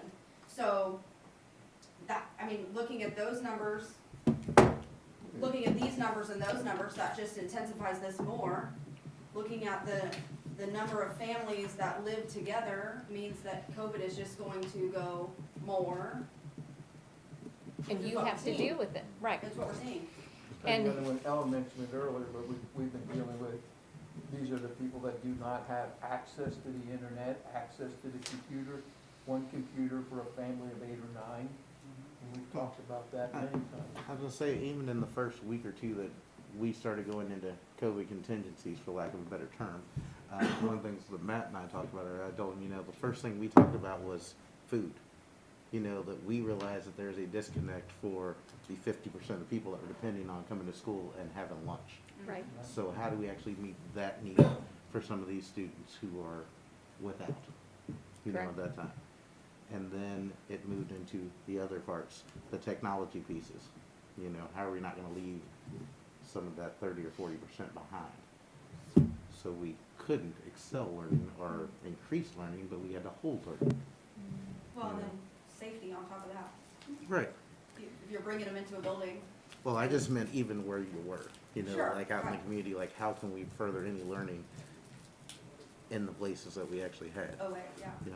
So do you know why your superintendent and your assistant superintendent do not sleep at night? They're not the only ones. Well, they drink? No, they don't. No, they don't. No, they don't. Okay, they drink Probably water. because they haven't learned to turn their phones off, because mine did Right. too. Right. Yeah, but, yeah. This is, what you're facing is not new, for any of your communities. But you will have some issues that, probably in maybe some of these other areas don't have, especially when it comes to like the language and those kinds of things. You have higher poverty rates than other districts do. You have higher numbers of children who live in poverty, single parent households. All of that information can help you to identify how you navigate around those barriers. Okay? Well, with this COVID thing, if you think about it, before COVID, you got summer break and what happens, the kids get behind because, they're not gonna read and all that, they're gonna go have fun. But the school districts are geared to get that back in line with certain programs and tools. Right. Now with COVID, instead of a couple months or 3 months being off, you're looking 9 months I mean, that's much, bigger barrier, not just for the kids, for the district, for the teachers, everything. I mean, that is one huge barrier that this district everywhere gonna have to face. I mean, and everywhere they've looked at the academic slide that has happened for this generation, this population of students that are in school. You know, and the ones that actually are going to be going to college, I think it's even worse. Yeah. Because the expectations of a college level student are probably still gonna hold about the same. I think in the public school system, we can kind of mitigate some of that and look at, you know we didn't get 5th grade math done and now we're in 6th grade, so we've got to really start going down to the skill level and bringing that up as we talk about that vertical. To some degree, you Right. have that. You know, and DESE has provided some support for school districts on what's called accelerated learning. In other words, you identify, like if I'm teaching 3rd grade, that I have the opportunity to work with my other 3rd grade teachers, identify what were those core standards I was able to get to and not. But it's not like you stop, if I'm the 4th grade teacher, and go back and teach 3rd grade stuff, because you're behind forever. But it's like, how do we accelerate that particular learning? And there is a school district, I'm gonna send it to your superintendent and assistant suit, but there's a school district in DeSoto, Missouri. And this woman, golly, I wish I could remember her name. Dolores, I know, is her first name. But she has developed this structure for accelerated learning that I think is absolutely phenomenal. And it is such a support for the teachers. Now, board, that's not your responsibility, that's their responsibility, all right, okay? And so, you know, but you've gotta have all kinds of resources out there. You need to ask those questions about what are we doing to help our children mitigate all of these particular issues and obstacles that they are facing now that they have been intensified by COVID. And you will want some data that goes with it. I'll help you here in just a minute, I'll get you one, okay? Okay, we need a grabber, you know, one of those things to pick it up. But, you know, what was connectivity for your kids? These are just some data questions. How many of the kids were engaged within that learning? You know, so there's lots of board level questions that you can ask to help address these types of things, but it's the responsibility of your administrators and your teachers to look at that. I'm gonna show you what this next step is. Then we're gonna take, and you're going to work and take a break at the same time, because I'm also mean, Matt, all right, besides being a nerd, in the fact that I make you work during your breaks. One of the other things that is important for you to be able to do, besides just looking at your demographics and of who are your kids when you're on this journey, is that you have to answer the question of how are we doing? And then my question back to you then is, how do you know? And one of the best ways to do this is to use what is called comparator data. And comparator data means that you look at districts that are similar to you in terms of your demographics, and you look at how they are doing.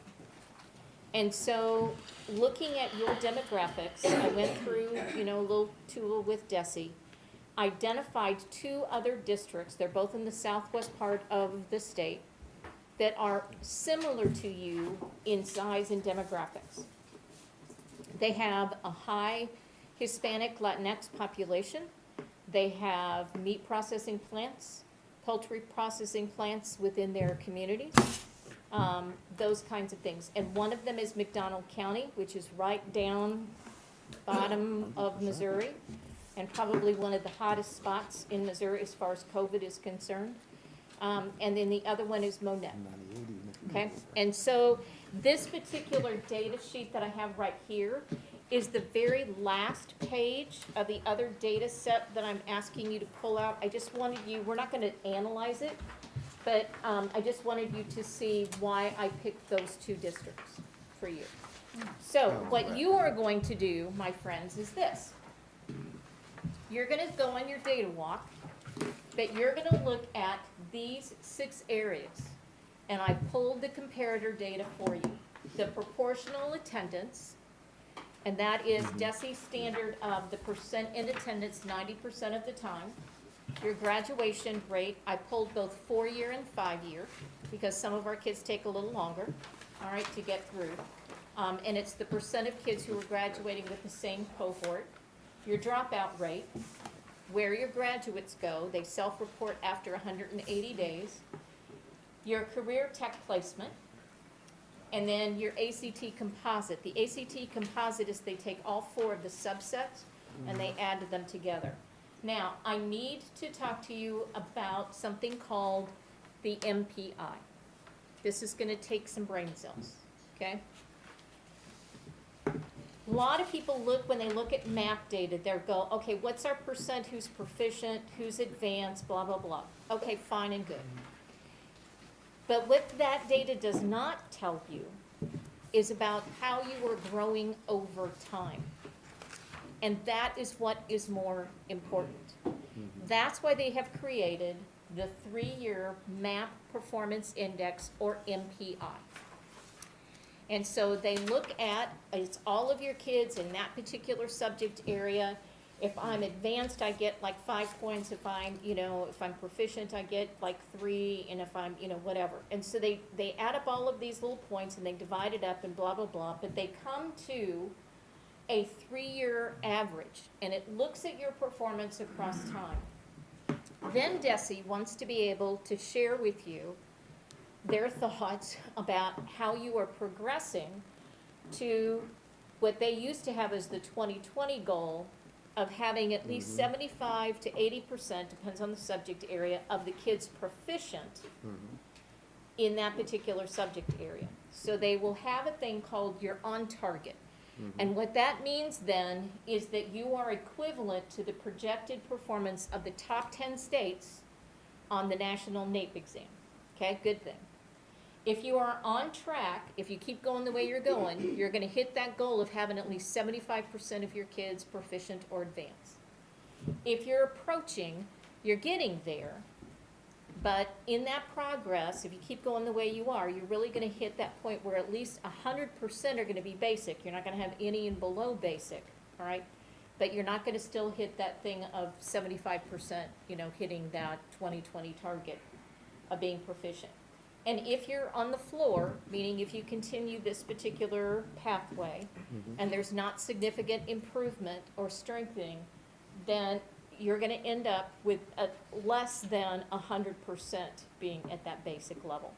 There are all kinds of mathematical things behind it. I'm gonna send the whole manual to Matt and let him decipher it for you, okay, and explain it to everybody. But I wanted you to be able to have a general idea of what an MPI is. What are the subgroups that it's naming in here? If you are Black, Hispanic, free and reduced lunch, English language learners, special ed, have an IEP. And they group you all together.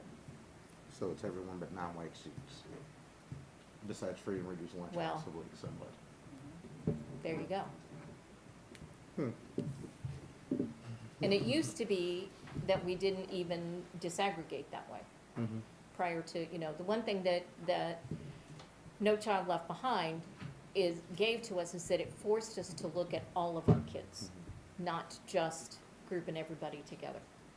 So I'm going to ask that we come back at 7:35, take a little break in between, if you want, need to, whatever. But the questions are the same, of just what are you noticing? We really haven't talked about the story behind the data. We're gonna get to that question. Other information that you wanna have. Now, we know that the map is moot, all right, right? Okay, all right, it is moot. But this is certainly not 2020 data, it's old data. But at least it gives us a general snapshot. Okay, I'm gonna be quiet and let you work. I was like, don't try to beat me in.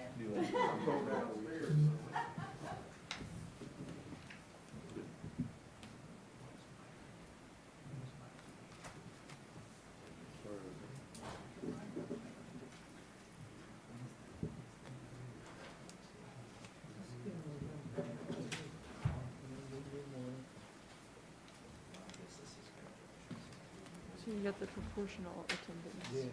Yeah. So Matt, I have a question. I'll make up the answer, but Great. What is your personal thought on the definition of migrant? Of what? Migrant? Migrant. Are these people that are not in your district the entire year? Just passing through, I would have to, what I wanna do is to get you the actual definition for it. Uh-huh. So let me look it up on my, see if Desi can give us the true definition for it.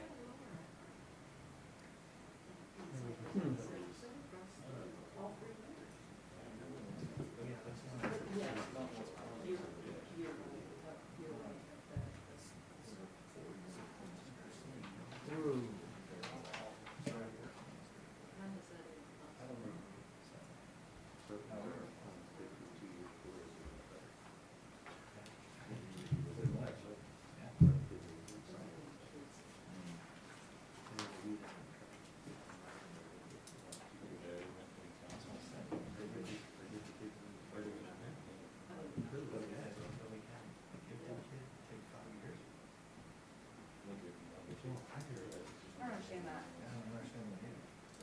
Okay, there are 3 qualifications for immigrant. Immigrant children and youth are individuals, 1, who are ages 3 through 21, B, who are not born in any state, and 3, who have not been attending one or more schools in any one or more states for more than 3 full academic years. Oh, heck, that's a lot. Is that number high? Okay, so It's actually not a, well, it's on the graduation rate as far as like the attendance rate. I mean, it doesn't say how many there are, it just says how many, I don't know what they're doing. Do they actually show their class?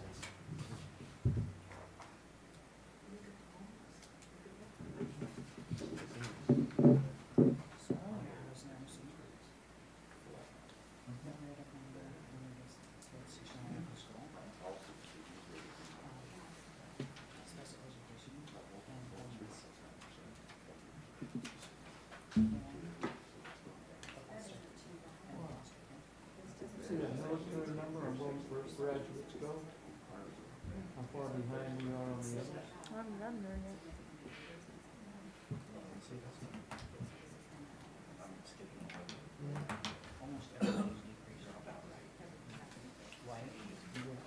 Well, except for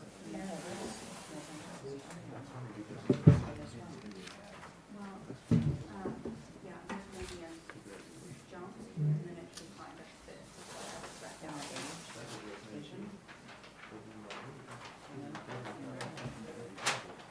everyone else. Mine is the graduate. Oh, it did. Pretty high.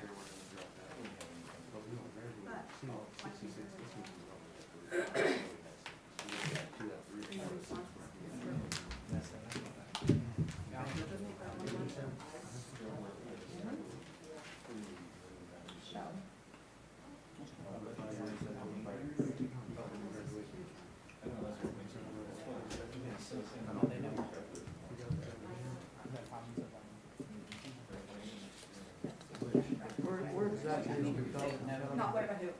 I Not got this who, but from Desi, they have a data. Where are they physically? Say that. Oh, I am so sorry, McDonald County, if you're trying to go down to Fayetteville, Arkansas, northwest Arkansas, it is, That's what we were just talking about, south of Joplin. yes, southwest Missouri. It's at the corner, it butts up against Arkansas and Oklahoma. There's like 1,300 COVID cases there, and they have a population of 24,000. That's what I'm saying. I was looking at this number, and the number goes to 2-year college, and it's a 3-year, so it's got a 3-year college and a residence program. They're gonna be close to Joplin, they're gonna be close to, University of Arkansas in Fayetteville. And there's reciprocity with, I believe there is with Fayetteville, as far as So tuition they is have a concerned. huge number that go to 2-year college. Yes, and there may be, I don't know what's down there as Stuff far maybe as. middle area, college. Oh, That's the other yeah, one. that's the other way. don't know the And answer either to that that. or they got a grade A plus score. The other one did not. I don't know, that's a good question. So what are we doing different? Or what are they doing? It's interesting. You know, I haven't given you Monette's Where was that? English? Yeah. data as far as like, the county, like I gave to you for Saline, which is a disadvantage, I know.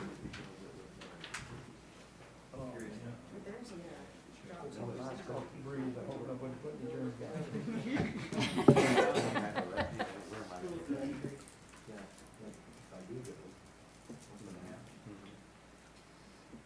So I guess I missed the difference between a 4-year graduation and a 5-year graduation. Yeah, what is the difference in the 4-year graduation and 5-year graduation? People that, They look at the cohort, and Carol can help correct me if I'm wrong, but I believe that they look at the cohort that you began with. And, you know, if you can graduate within 4 years, am I right on this one? Right. Okay, But then also, if, the 5-year graduation, I believe includes the 4-year it, graduation. it does. It So if does. you had 88% in 4 years and you have 90% in 5 years, that includes the 88%. Right. You know, and from being a high school teacher, I used to have some, well, I used to call them super seniors. You know, they were doing they were doing a senior year and a half. And, oh, wow, okay. you know, they just, because we increased the number of credits that you had to have in order to graduate, and, some kids don't figure that out, you know, that in 9th grade, that this counts. It's so interesting that our homeless goes from 62% to 93% Right. See that? in that one extra year. On that very bottom Isn't that row? amazing? Yes, And it just, amazing. it stuns you. We used to have. And I worry more about what is the homeless rate for next year, you know? And Right, you should give it the percent. It's really high at what? yeah, This, though, That's just, well, I know Matt's really excited about wanting to do something. I know. and then how many years on the average? See? And with this increase now. Because if you look at where we go, I mean, we went from 100 to 75. 4 years, 35%. Almost only the 38. Where are they? What do we need here? Plumbers. That's right, we really do. Yeah, electrical, and raisins. yeah, We go out of town to get those people here. yes, we do. I noticed that's fairly decent paying job. Yeah. Probably about $80 an hour. Yeah, yeah. But look at McDonald County, we're at 47.10%. Post-secondary, heck, just have a lot of jobs in that area to come to do it. If they're getting that kind of schooling, then there's got to be somewhere to work. Maybe probably somebody from the city council will come around.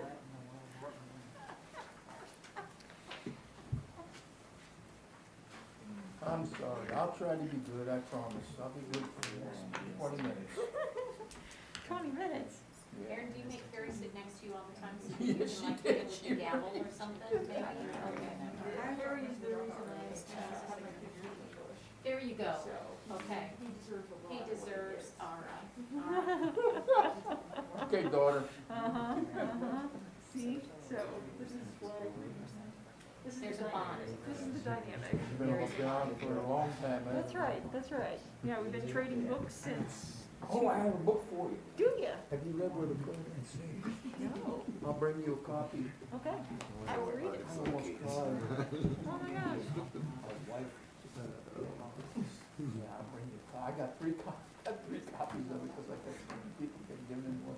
Well, you're about to just have 2. I had it laid out. I'll bring it to the next board meeting. I'll keep it.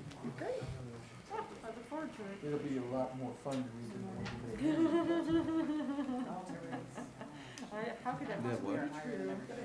I teach them about literature this time. 20 kids Huge rate, which filled we up, have, and we have 0. 4 on the waiting list. I'd rather just talk about it open as a They do love studying adult, or young adult. Okay, I'm gonna give you about a minute, and then we're gonna come together, as a whole. You can start with that one. This one? Okay, Well, I'll show you what I. we'll just talk what about I it while you're done. done. I haven't gotten to these ones. I work with Aaron, so she'll report for me. Okay, so here's what I'm seeing. Okay, so we got, how many of this kind of group is attending regularly, right? So I'm seeing that we're doing pretty well here and here, especially compared to McDonald County and Monette, we're doing pretty well there. But we're doing less well with like the Asian population here, right? And if you look across the board, This doesn't surprise me. I was also noting trends like, for example, we're doing like here and we had a dip, but we're back up, right? But you know, the numbers can skew with just like one or If two. we just got one or two, exactly, it's really hard to It's tell. like with the military down here, I'm looking at it, we had Like two or three, but yeah, we have none. We were just, yeah, we were like, holy cow. But the trend. This one is scary. Twice? The scores. 39 to Yeah. 44. No, I know, that was concerning. Yeah, It's very different concerning. leadership.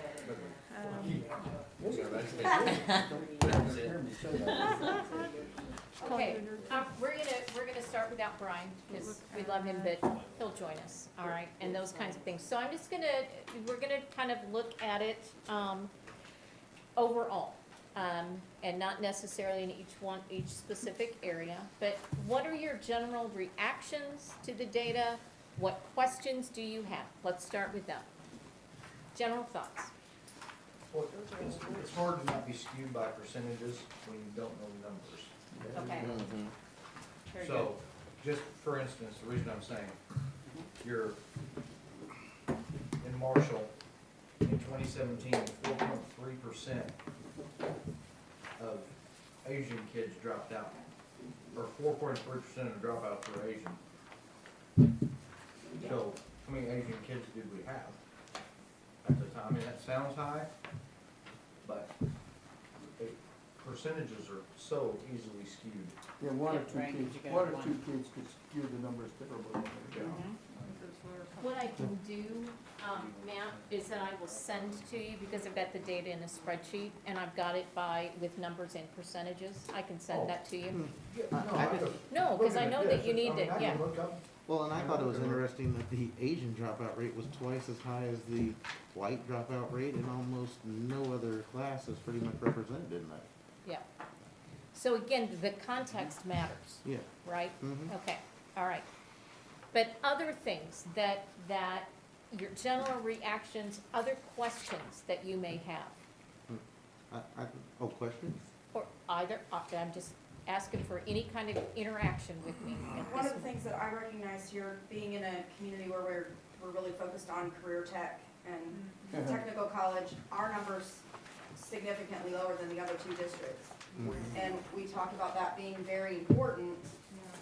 We're not, I don't think 64% is a great percentage, if that's what we're trying to. That would be failing. Right, It was, right. it was also interesting to me that we talk about our poverty rates being so high, Yes. but yet our four-year college university rates were significantly higher somewhat than Correct. at least McDonald, within and then that. pretty even with Monette. I would like to see So- the completion rate on that. Well, there's That would be interesting We too. got- Yeah, When I first, when I lived in Fort Wayne for a while, right, Fort Wayne, Indiana, about 250,000 people. And when I first moved there, this is in 2012, there was a lot of conversation in the town about the quote-unquote brain drain. And I was just saying something to Ed about that. And the way that the city council was dealing with that and looking at that was a matter of exactly what you're pointing out. So we have these students, we have these numbers, we're showing that they're going to college, whether they stay here to go to college or they go elsewhere to go to college, but they don't bring that, so when we look at the college-educated population, it doesn't match up to those numbers. So what's going on, what's the problem? And I think a similar thing's going on with what Ellen's talking about, with drawing our attention to that 64.5% placement rate for career tech in 2019, when it is almost impossible to find, you have to beg a friend to come do, as some of us know, you have to beg a friend to do a job for you, you know?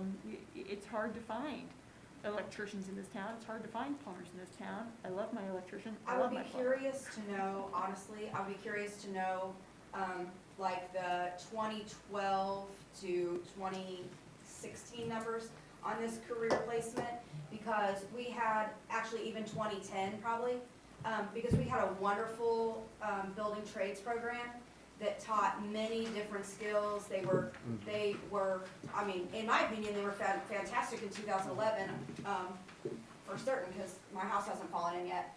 But, they built my house ground up, and so the kids were pulling the wires, they were working with the plumbers, they were working with the city, I mean, they did every aspect of that build. And we don't do that at such a great, significant level anymore. Several of those kids that built my house are working in that trade now. So it'd be interesting to me for us to see what the numbers did, losing that trade program, you know? Yeah. And I don't mean losing it, it's just, It it's a changed. significant shift. Toned Yeah. it down. Okay. Yeah, it's not near the intensity and the, Auto mechanics is the same. is it? Now, it would also be interesting to see, you know, the auto mechanics got a large donation last year, and replenished many of their supplies, and so it will be interesting for us to watch that to see if that excels that progression I then. actually went to the auto mechanics class just before this COVID, they visited Great. with the instructor and Okay. kids and I'm- truck drivers. I'm gonna flip your conversation for just a second, all right? Okay? And what I wanna ask is, you identified, and I took it down, I know, a lot of children with some barriers. Okay, those kids who are, in poverty, those kids who, free and reduced lunch, those kids who are minority, those kids who, you know, with the subgroup with DESI and that kind of stuff as well. How are you doing with those children who have been identified by you with having some of those challenges and barriers? These numbers don't help me with that question. Well, what we noticed is that the free and reduced, and the homeless, they dropped. And so what we were wondering is, what are other schools doing to increase those numbers? And, you know, what are they doing different than we are? And also, so something that we thought is, or we also looked at the dropout rate. And when we noticed that it was a 3.2 drop, so why is it? We are higher than everyone else. So the thing we came up with, and we thought maybe it was because they had to go to work. They need to help their, you know, homes. Now you're, I guess you're drawing unfounded conclusions in my mind from data, and that, I don't know, as being data driven, then I have to have a reason, I have to see that subcategory to say that's why they're going. Right. we Because just- if I start making assumptions about why they went, then I probably left the data and then I've turned it into a conversation. Right, we don't know that answer, is Right, what we're right, saying. yeah. We were saying that What- could what be would a be a reason? possibility. Right, What right. is the reason and what are the other school But- districts doing different than us to improve that? But we've lost 5% attendance, just on the first slide, the first line. You go from 93% That's to right. 89, okay, 4% or 3 and some change. But everyone else's is very static, Yep, or even slightly increasing. yep. So why are kids coming to school less, in my opinion, and just kind of the way this looks? Even when you look at the free and reduced lunch, which we knew these kids need meals and stability, we've gone from 91% down to 87%, which are slight numbers, but when you put that across 2,500 kids in the district, now you're talking about significant numbers, Right? 5%. Well, and when we're, I'm gonna bring it back to race issues, right? Like, well, I look at the 4-year graduation, I look at the percentage for our black population, I see a decrease. We've gone from 100% to 81.82% to 80%. What kind of context are we educating students of color in? Is that a hospitable environment? This sort of number makes me concerned about that.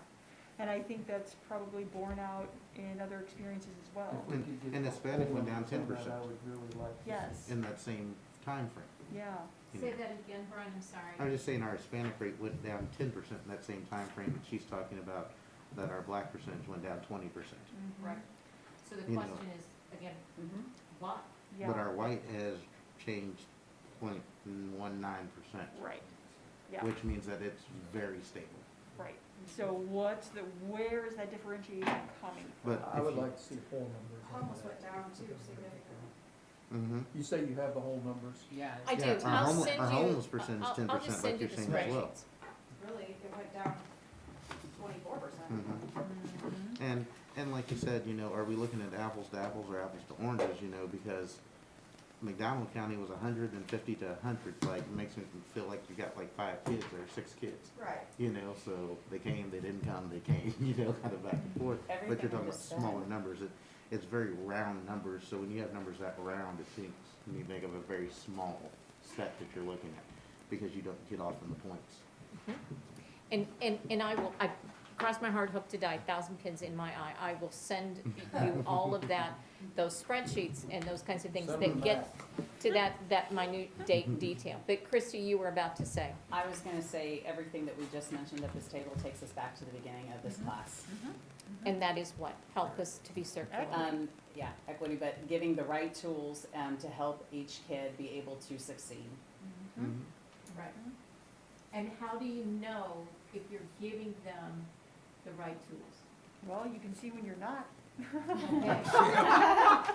So therefore you can see when you are, Well, because you'll see it the other way. We need to recognize those things, you need to be able to identify them, and, sometimes you're not able to identify them unless you're Mhm. willing to learn, and welcome those conversations in the room to help you. Yeah. Right.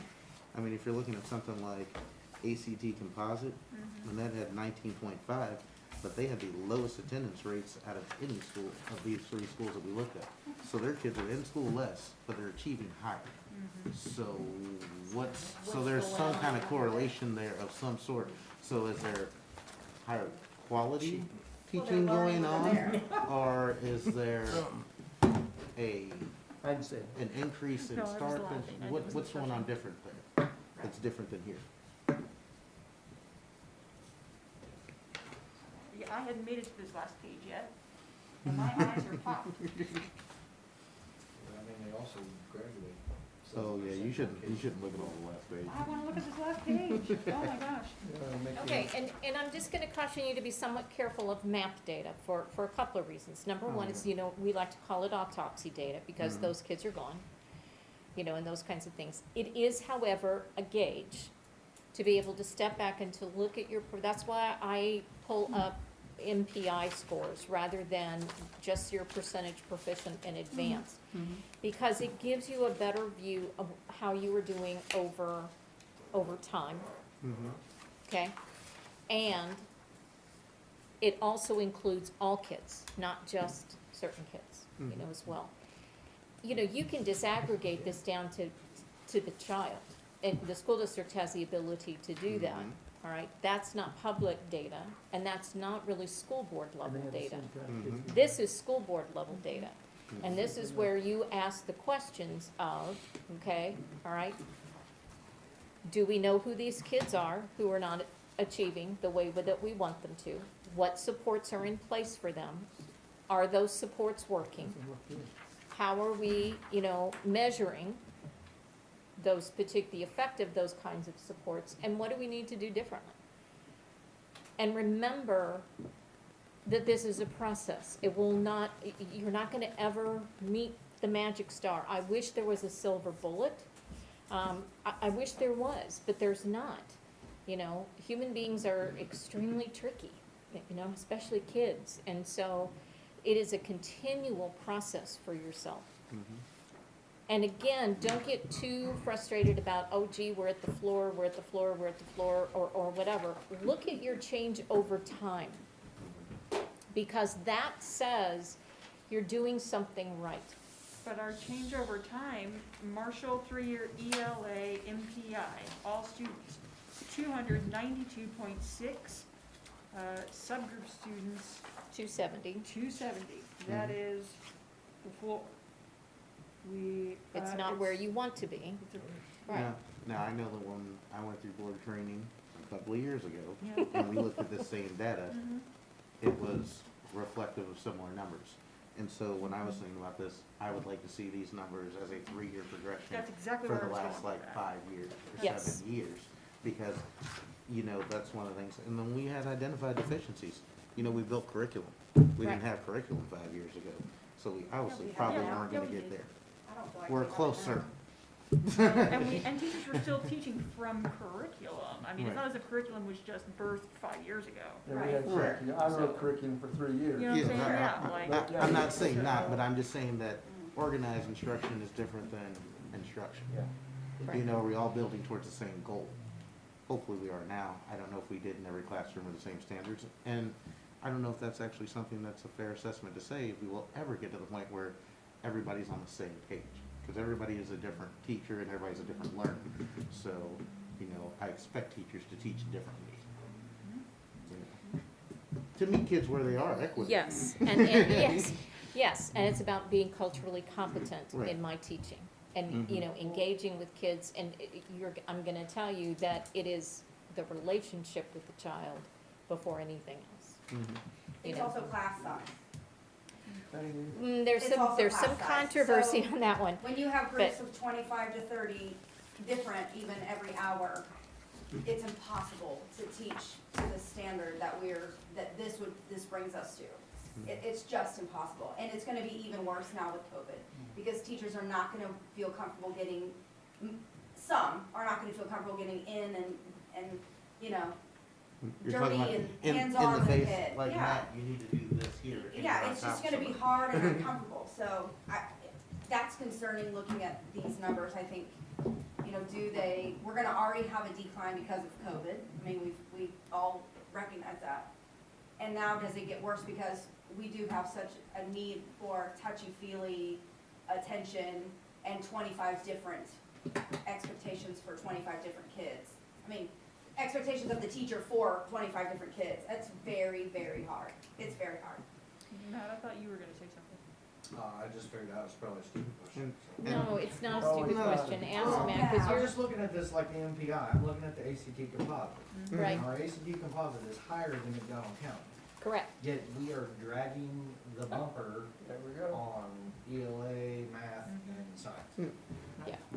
And you Like also have to McDonald remember County passed us, It shouldn't be. they stopped studying for the ACT and passed us, and then we drag on, and then we slingshot around, and then got higher than they did on their ACT. And here's So- where my teacher hat will come out, so, Are you so te- pardon I mean, me, Are they okay. teaching to test?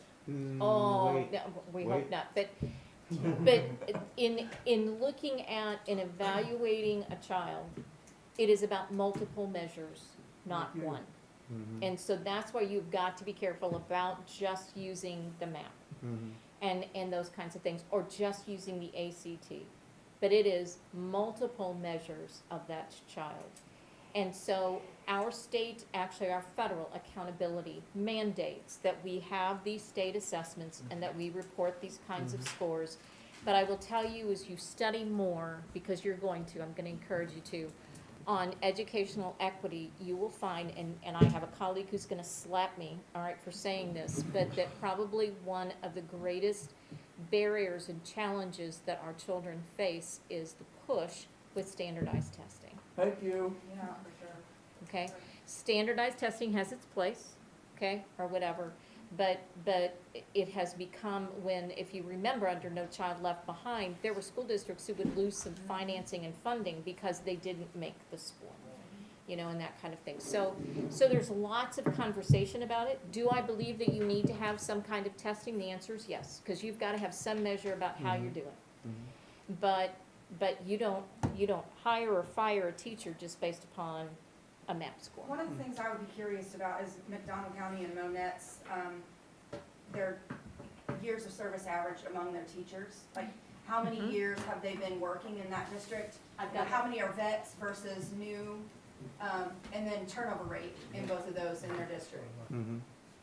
You know, how many of those are learning their kids and working with them year in, year out versus new, you know? Or That makes a even the- difference when we're talking about touchy-feely. Yeah, or even testing process. You know, do we actually all administer the test the same way? You're I supposed know to. that we do the same week, the same time, those kind of things, but how does it actually, what's the importance that is placed on by the district, Yeah. or with the students, or within the Protocols are all the school. same, or supposed Because to be. everyone knows that it is a test that means nothing to the grades that I have now. That's definitely that. And so how do you get someone to achieve your best? Well, the I'm ACT gonna is to get come school. back, and we're gonna have a 5-hour conversation about the pros and cons of standardized testing, how's that, No, it's okay? gonna be All right. And we'll Okay. still have questions. It's gonna be interesting I know you to will. see, it's gonna be interesting to see how we compare ACT scores too, starting August, the ACT is administered differently. So Yeah. kids take it, and now they're gonna go back and focus on their areas, so this ACT score is going to be And- significantly different and really unmeasurable. And Mizzou has dropped, Mm-hmm. you know, requiring the, at least for next year, Mhm. the ACT and the Right. SAT. Mhm. I hope they do that. So, I hope they do. You know, those kinds of things have changed. Okay, I'm gonna, are you still with me? Do you need to stand, do you need to take a break, do you need to slap Harry, or This is a anything like normal that? school board meeting. Okay, all right, okay. All the way in the seat. Yeah, So- we got another 2 hours, right? Yeah. So it is, We're almost done, that can't I possibly be done don't in see a why real we school should. board meeting. Okay. It is almost like I paid Christie, you know, $20, for the statement that she just made, because it looks a little disjointed. It's like, why in the world did, you know, Jan take us down through all of this data kind of stuff? But remember our kind of progression, in that you've gotta know your data, you've gotta be able to sit down and analyze it. And some of the questions that you have asked, and Ellen, again, I should owe you $20 on this one, about some questions about your years of experience and the turnover rate. The additional kinds of suggestions that I'm gonna send to you about data that you can pull that is about equity-related issues includes that. And so, let me send it to you, and it will, you know, you'll have more data than, you know, you'll have common sense. So, okay, all right. That won't, okay. So the question is now what? All right, so what? I'm gonna come back and tell you and remind you that this is a process, not a topic, okay? But that it requires something in you. And it requires both strategic change, but it also requires adaptive solutions. And those are two different things. Because when you were talking about, are we giving them the right tools? What you're talking about there are the technical pieces. I'm going to use this particular curriculum. I'm going to implement restorative practices. I'm going to do this. Those are all the technical pieces. It is the adaptive pieces that are the hardest and the most challenging. And so what is required in that technical change is that we do something differently. So we look at why do we have such a high dropout rate with our Latinx population? And we've got these resources out there for them. You know, now we need to sit down and look, are these the right tools that we need to have, or do we need some additional things? Do we need to do something differently? But the other piece that we have to do is that we have to have adaptive change that gets us to think differently.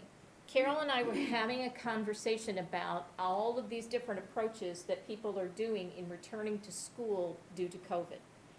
You know, I was telling her about, you know, out in California in Glendale, that there's a superintendent who set it up so that the kids have come back, but the teachers have not. And I know that sounds a little weird, like, ooh, let the kids climb on the walls, but what happens is you've got a classroom with 10, you've got a highly trained aide who is there, you know, who brings, you know, the meals in, who helps, you know, to make sure somebody's not coloring on the walls or whatever. And then the teacher is virtual and delivering the instruction. So you're protecting the adult that way. Kansas City was looking at, they had chosen before Jackson County shut them down, they were going to bring back their pre-K, first, second, and third grade kids only. They had figured out how to use all of their buildings across the district, even the high schools, to set it up so it's even a preschool kind of classroom, so that those kids were in small groups and all of that kind of thing, and they had a teacher and blah, blah, blah, and everybody else was gonna be virtual. That's what they did in Belgium. So do you see that those are technical changes, but they are also adaptive changes about how do we even do teaching and instruction anymore. When you're working with equity, it is not, you have to, and I'm stealing this line from the superintendent in Ferguson Florissant. He said at their last board meeting is that you have to understand the why before you can understand the how. So you have lots and lots of questions of the why. And data can give you some answers, but the key answers are going to come from the kids themselves and their families and their parents. Okay? The most important place that you have to start if you're really doing adaptive change is with yourself as an individual. And I know that this is scary, and I know that this is hard, but it is absolutely crucial if you're going to have any kind of adaptive change. You have to examine yourself, how you think, how you operate, how you navigate the world. And so what I'm going to ask you to do, I need you to understand I am not touchy-feely. I am not like, gee, what tree are you? And, you know, and let's draw a picture of it, that kind of thing. But I am going to ask you to do some self-reflection. Remember that one of the questions, and we didn't really touch on this at all in our conversation, is what's the story behind the data? And what is your experience with the data? You know, what is your experience with the different cultures and ethnicity within the city of Marshall? What is your experience with those who live in poverty? What is your experience with those who come in single-parent households? Kind of thing, okay? We all navigate the world. Our identity is made up of more than just our skin color. It is made up, obviously, of our gender, our class, our socioeconomic class, our appearance, okay? Our ability or disability, if we have that. It can be our religion and it can be our language. So one of the things that I'm going to ask you to do, and this is individually, your reflection, you share it with no one else, is that I'm going to ask you to look at how you navigate the world. So if you would, in your folder on the right-hand side, it is not the compass thing that I have there, but there should be a sheet that says Understanding Privilege.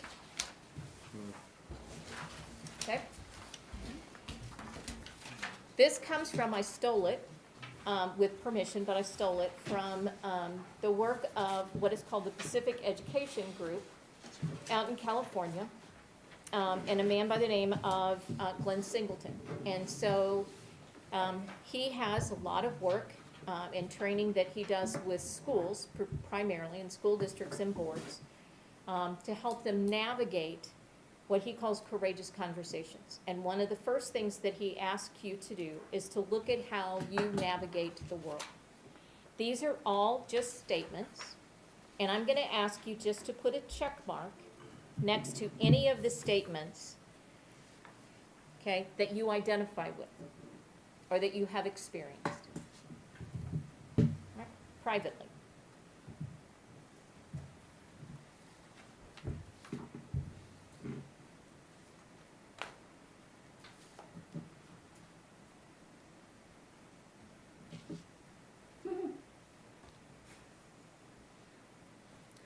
Well, I will say, Harry, I've never had anybody giggle through it or laugh in it.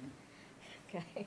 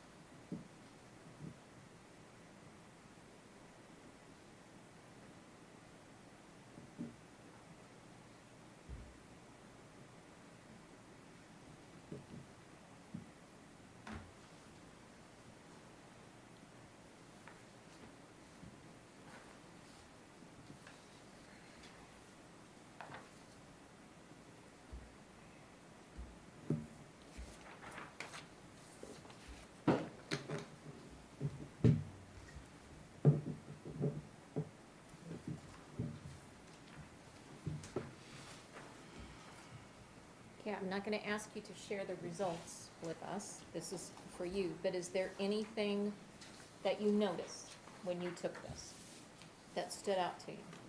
That made you go, Yes. And, okay, and I guess I'm asking, would you be willing to share what you noticed? Most of the people around the table can almost mark the whole page, and others may not be able to do that.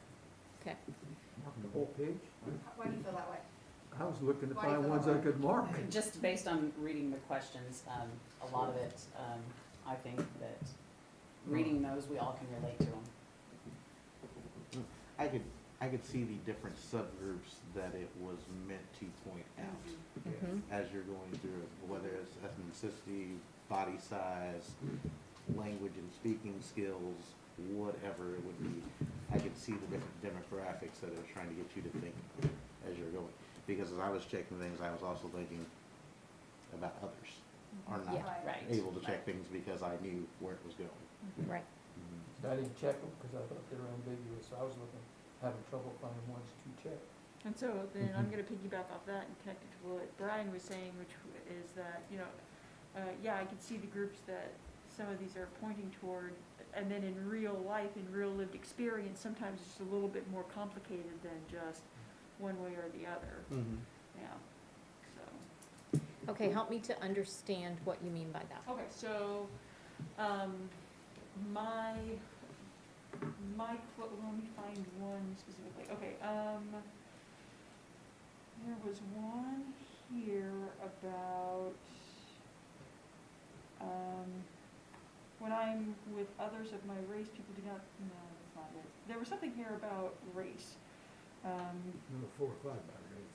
Well, but one of them in particular, I was like, Was it the Oh. pulled over one? but no. No. Being a spokesperson for your race? Yes, Mhm. because my close friend group is, my family in St. Louis, I'm one of a couple of white people, and the rest are black.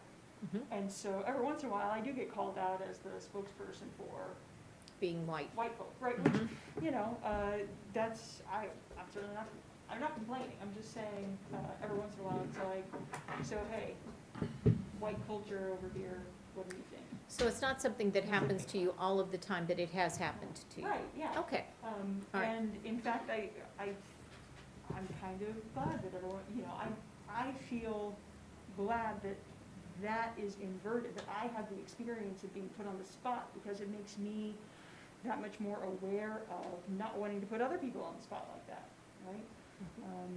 And so, but that's what I mean by, but in reality, it can sometimes be a little bit more complicated than just one way or the other.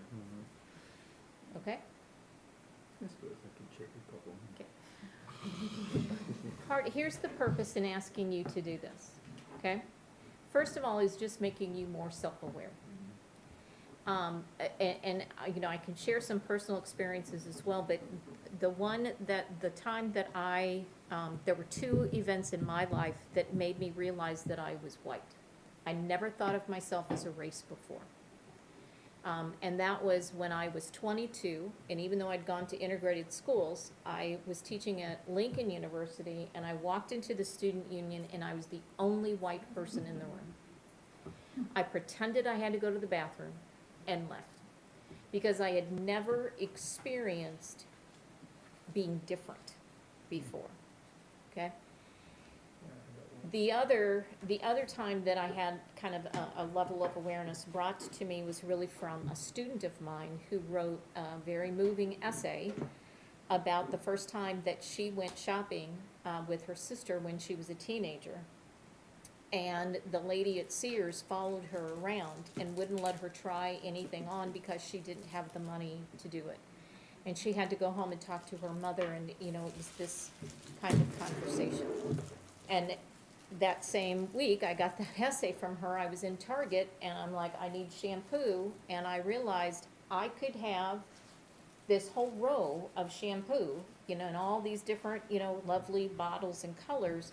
But if I had ethnic hair, I was segregated they segregated shampoo. I was segregated to this one area. Most of the bottles were brownish, you know, in some way, shape, or form, and I had never, ever thought of myself as being white, okay? And so that's gonna lead me to the next question, and this one is also hard. Okay, we're gonna come back to that one. But just on a scale from 0 to 100, and if you don't wanna use percentage, Matt, you can use points, okay, all right? Okay, on a scale of 0 to 100, okay, how much of your life is impacted by race? And normally I ask people to write it down, you don't have to, you can put it into your head.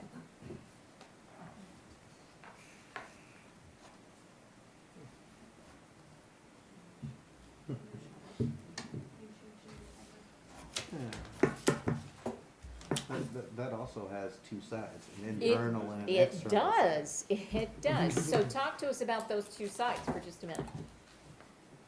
I mean, by being the only African American here in the board, a lot of the groups, a lot of the boards, a lot of the work situations, a lot of the classes, whatever, I have been in the minority.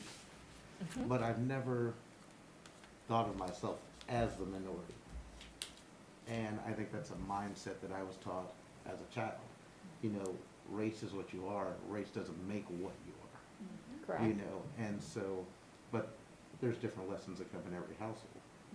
You know, and I think that, you know, I've never, you know, one of the questions on here was, did I go make it into college because of my ethnicity? Did I hit the action line?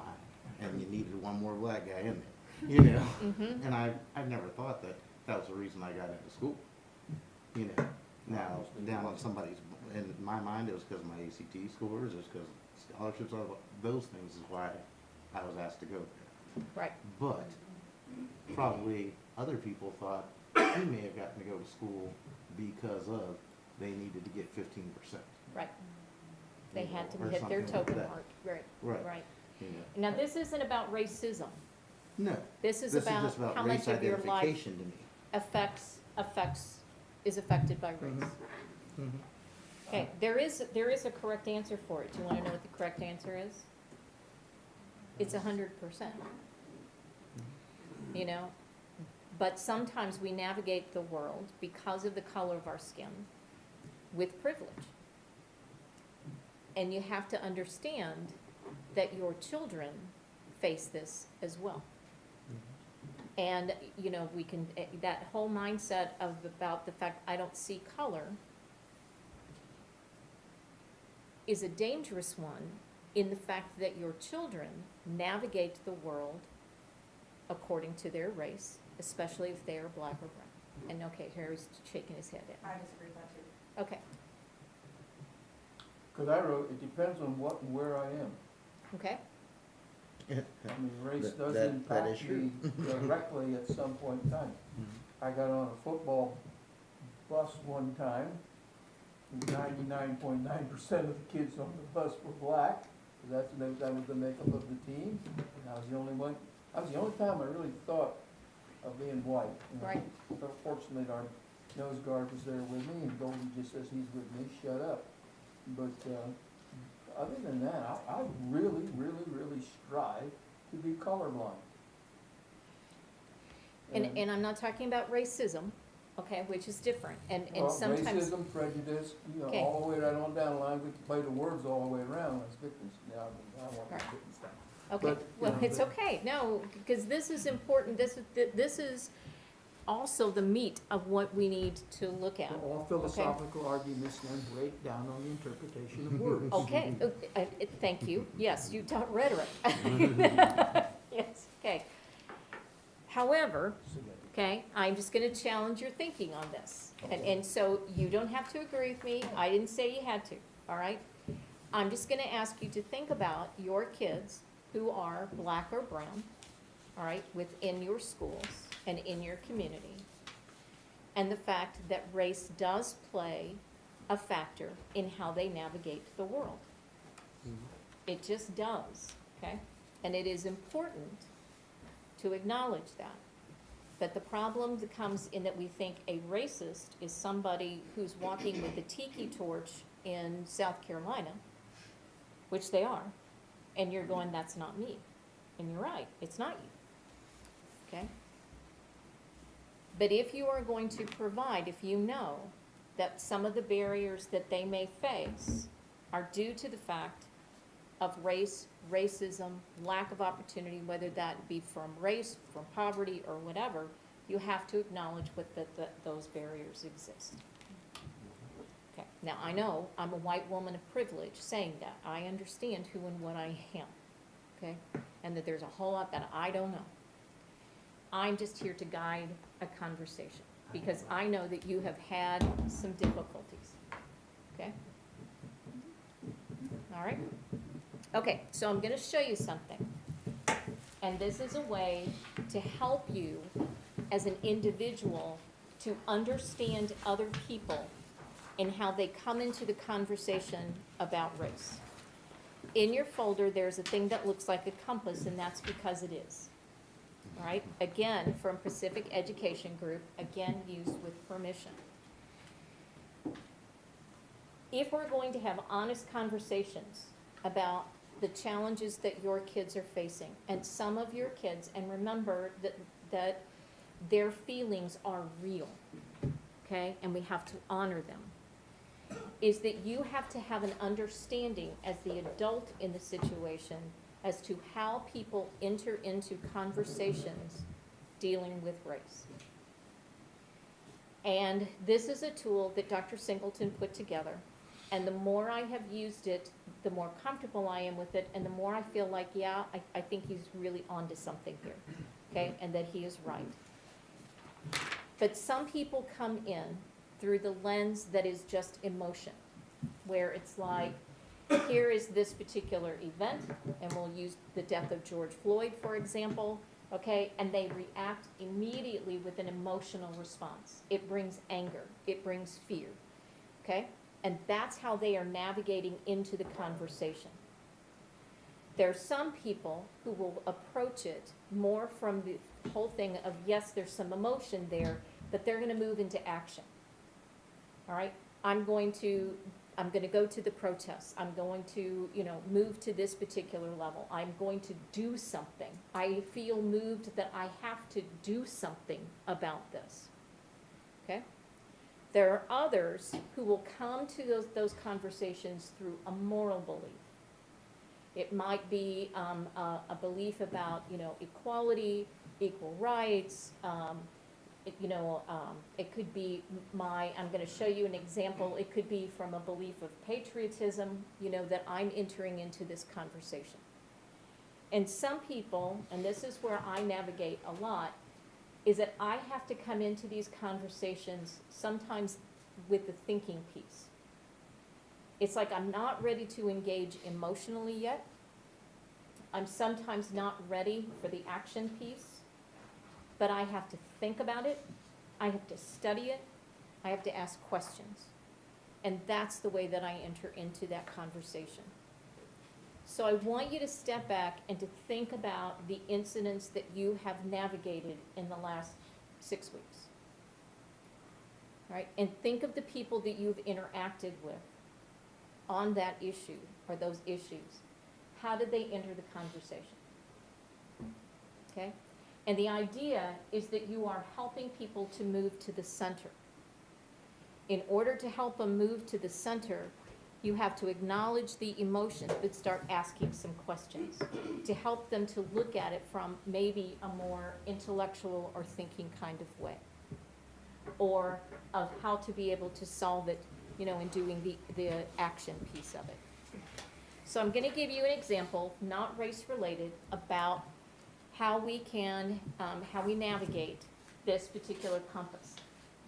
So let's look at it this way, okay? Not race related, just the return to school because of COVID.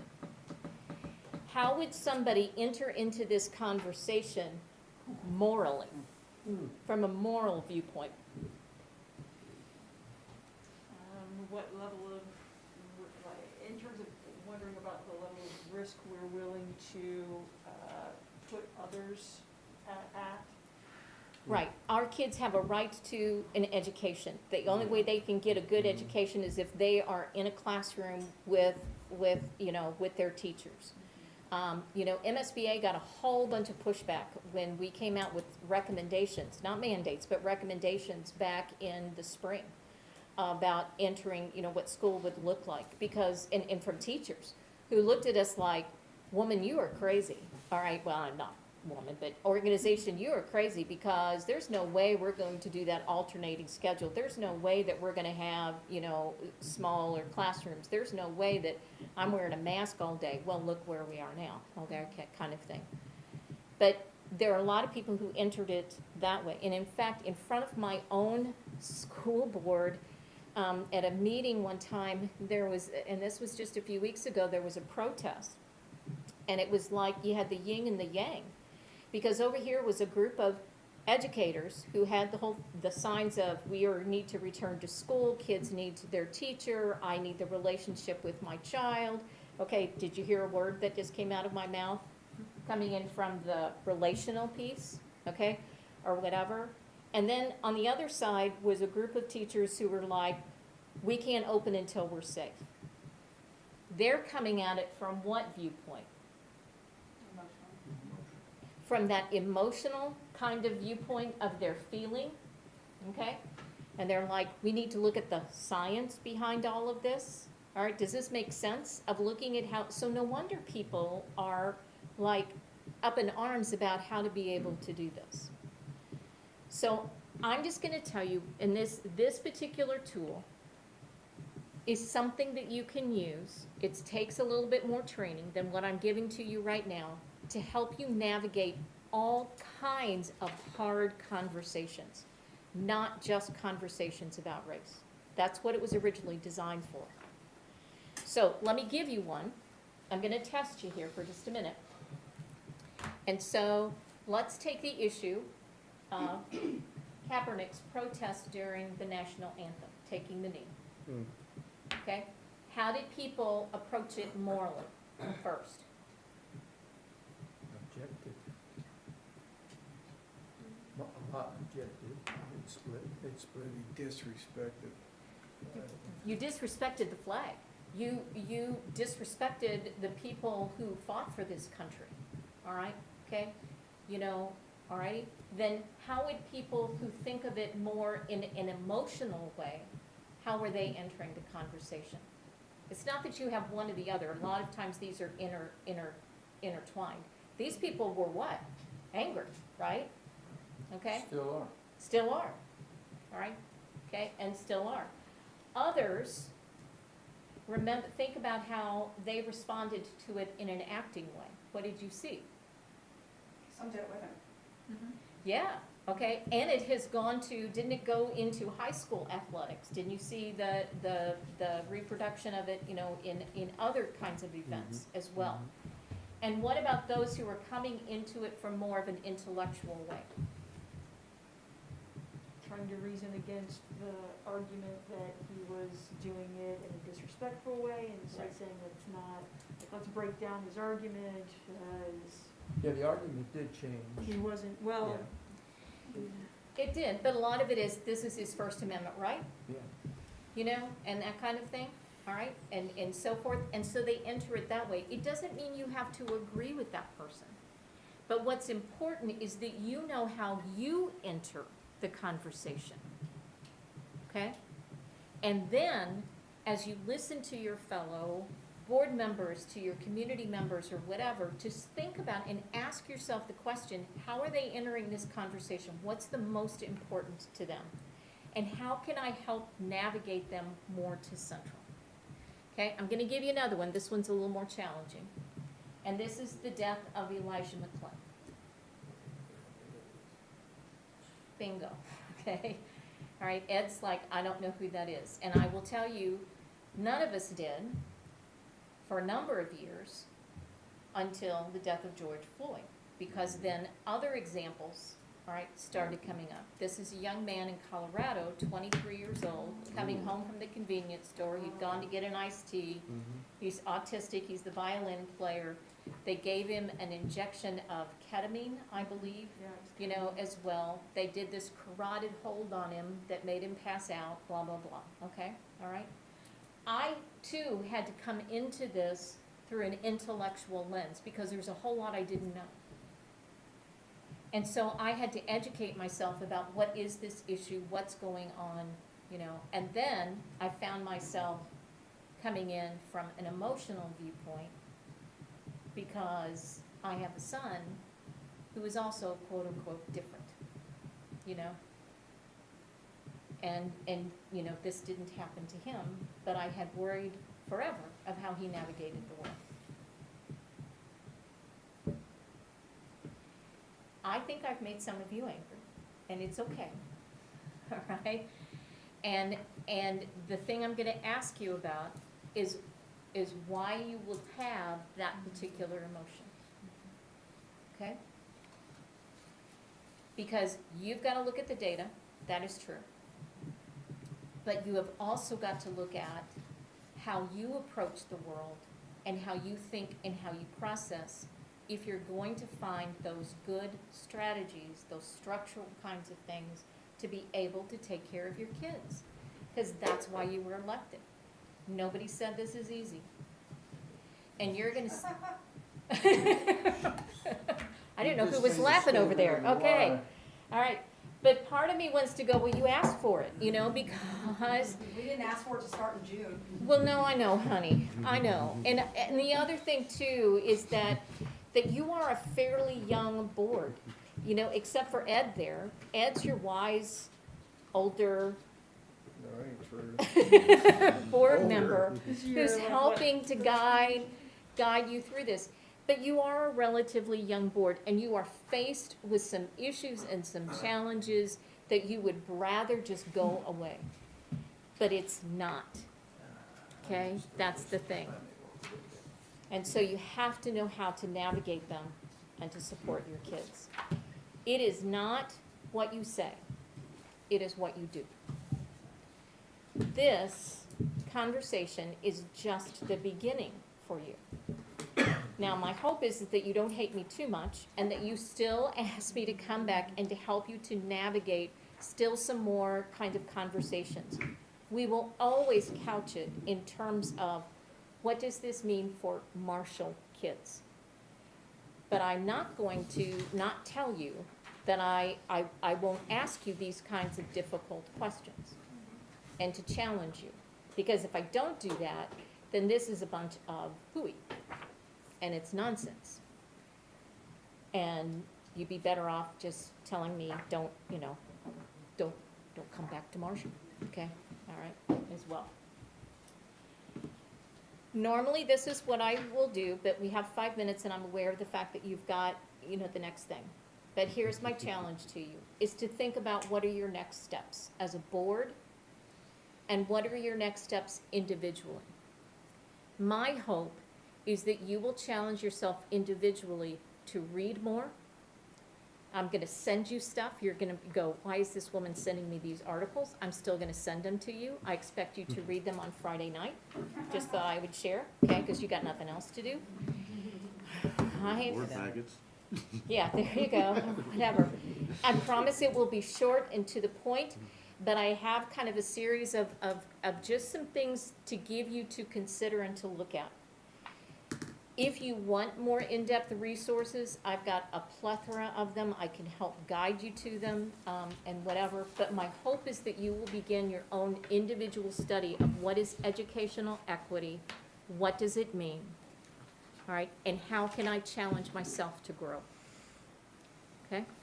The other thing, too, is that you need, and this takes more than 5 minutes to do, so we're holding on this, but you need to make some decisions as a board of what are your next steps. What do you need to do? What are you thinking? Okay? I don't know if anybody wants to share anything, if there's anything that pops in your head.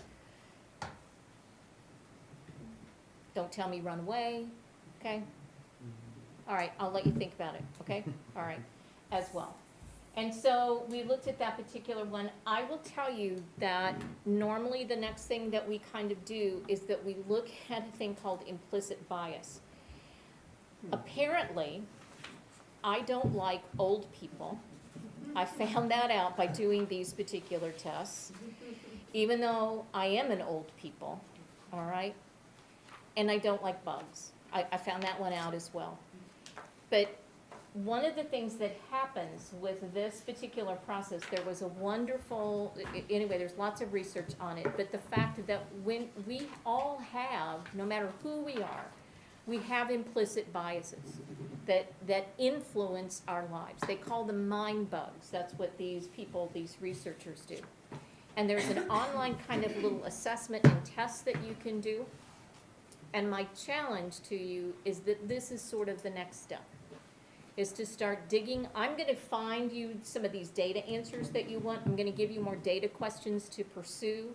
It's going to be a great year because you're going to keep Carol really busy, all right? And she's probably going to, you know, like unfriend me on Facebook or something. Not that we're on Facebook, but anyway, okay. But I'm just going to challenge you that this really is kind of the next step, is to start looking at how you navigate the world. What are some of your implicit biases? And what do you do with it once you find that you have them? All right. There is an evaluation sheet in the folder. I am going to ask you to do it for me.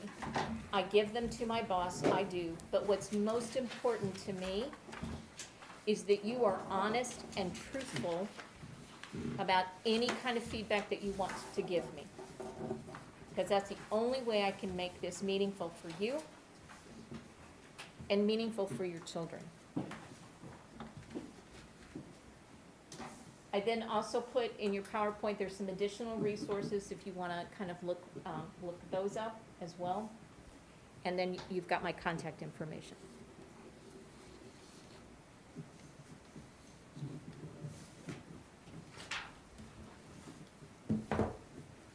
And I'm going to have you pass the evaluations to Ed, if you would, please.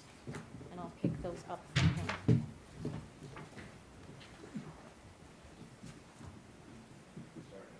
You will hear back from me, but it won't be tomorrow, I'm afraid, but it will be this week. You're calling me tonight, okay. Just Matt. Okay. Just Matt, all right, that's great. But Matt, actually, thank you for letting me pick one. That's okay. I always find at least one board member I can pick on. I'll do it. You seem perfect, so.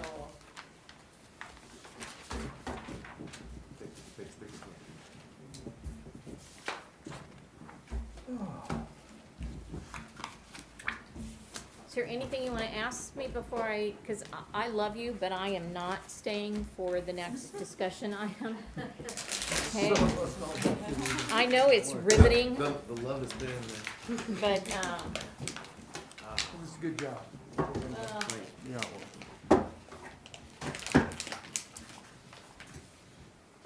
Jen, where are you parked? I'm right up here. Are you in the back? Okay. Yeah, I'm in the back. Okay. I know I came around the front, but.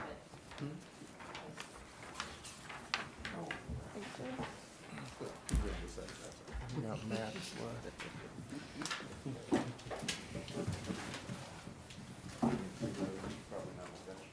Yes. All right. Just my bag, I'm good, that's all belongs to you, unless Is it you're too long? wanting me to steal your equipment. Do what you gotta do. Yeah, I won't do that. All right, before we move on to the next item, then I'm here to say thanks to Jan. Thank you very much for getting this Thank on. you. Thank you for the timing. Yeah. Oh, thanks. We'll see you again, I hope. Yes, I do hope, yeah, to see you again. Well, and if you do want me back, because when I had originally talked to Carol, we had talked about doing kind of a series of 3, because the next one is looking at implicit bias. The third one is helping you to develop a tool that's called an equity lens, that is something that can guide you for looking at policy, programs, processes, all of those kinds of things to help you do that through an equity kind of focus, to get you to that foundational piece. So I will work with Carol on dates, and if you're available, but they're each about 3 hours to do, so just know. Yeah, I'm moving in with you, Matt, okay? I got an extra room. Do you? Okay, good. All right, so I'm gonna need it. Okay, so let's talk about the next item on the agenda is the revision of the 2020-2021 MPS school calendar. Do you wanna go I ahead? have, some handouts with each of these calendars. We had let's see. We had a request to take a look at a possibility of starting on September the 2nd. So I made a calendar starting August the 26th and one on September 2nd. The one with August 26th has the changes that will, for certain, go into effect no matter which starting date we choose. The starting date, of course, affects the end date. I'll talk to you soon. Okay, bye, Carol. Bye, Jen. Thank you, Marshall. Thank you. Is the light enough? Yeah. I'm good. The changes, if we just look at the 826, we're taking out some of the Wednesday PD days. Rather than half days, we're making them full days. Because as Matt pointed out, and I didn't realize it then when he pointed it out, but we were some hours short because kindergarten was starting late. So to catch us up with kindergarten, then we had to add some hours. So that's what is on the August 26th start date. We will get out of school on the 21st of May on that calendar. If we start on the 2nd of September, we'll get out either the 25th or 26th, depending on what we look at, how we look when we put the calendar together. We'll probably get out the 25th, actually. If we change it to the 2nd, Mhm. what is I know what personally, after reading and communicating with people, what my opinion would be we need to be doing, but what would be our plan for our action over the next Over those week, extra days. or 5 days? Though- whatever it is? Those days, those extra days, and Matt can speak to this because he talked to a number of people, but I took it from what Matt said was there were several teachers who were concerned that they wouldn't be ready So- for digital teaching. So I have a question about that, and I'm happy to share my thoughts, but I have a concern that our elementary teachers, and I don't know about any other school, I don't know about any other level, but they've been told that and I'll just read this because I think it's important that we hear this. It says, they're seriously making the elementary teachers do both distance and class learning, and they have to be available one evening a week to teach their kids. They will record during class, which there's a privacy question, and they have to record using their own devices because there are not enough. I don't think that we can even make that happen. What happens when a kid throws a chair? What happens when the class has to evacuate due to a behavior? When Johnny throws up? When Mrs. Johnson, made up, gets onto a kiddo while recording and parents see that or record it and blast it all over social media? Contracts are from 7:30 to 3:15, not 5 to 8. This is just insane. We're supposed to start school next week and the teachers got back today and this bombshell was dropped. So, from my position, I'm concerned we don't have enough devices for our teachers to teach. We can't, I think the liability of us asking them to, first of all, before any of this, us even thinking about considering and making them do it on their own devices, absolutely, it's just, I just think it's totally inappropriate. Online learning already gives us enough insecurities and opportunities for those people that are gonna be keyboard warriors and blast things all day long. But it does give me,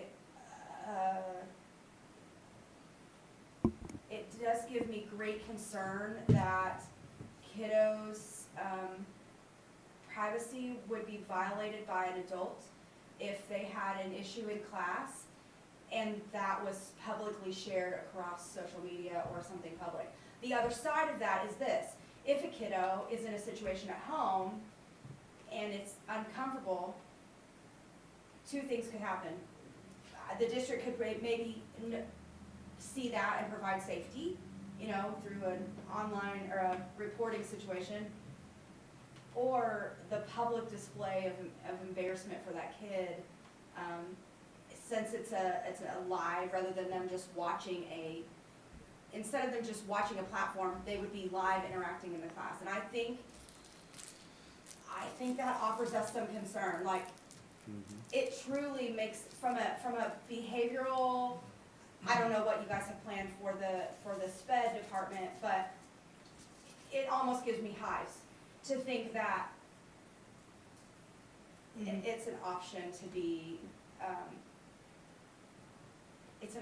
recorded, and I don't know I don't know how do we have to rewrite everybody's contract to have them there from 5 to 8 on one night a week? The 5 to 8 was I don't know if that was a decision amongst the elementary teachers, but that was for the distance teachers, that's not for everybody.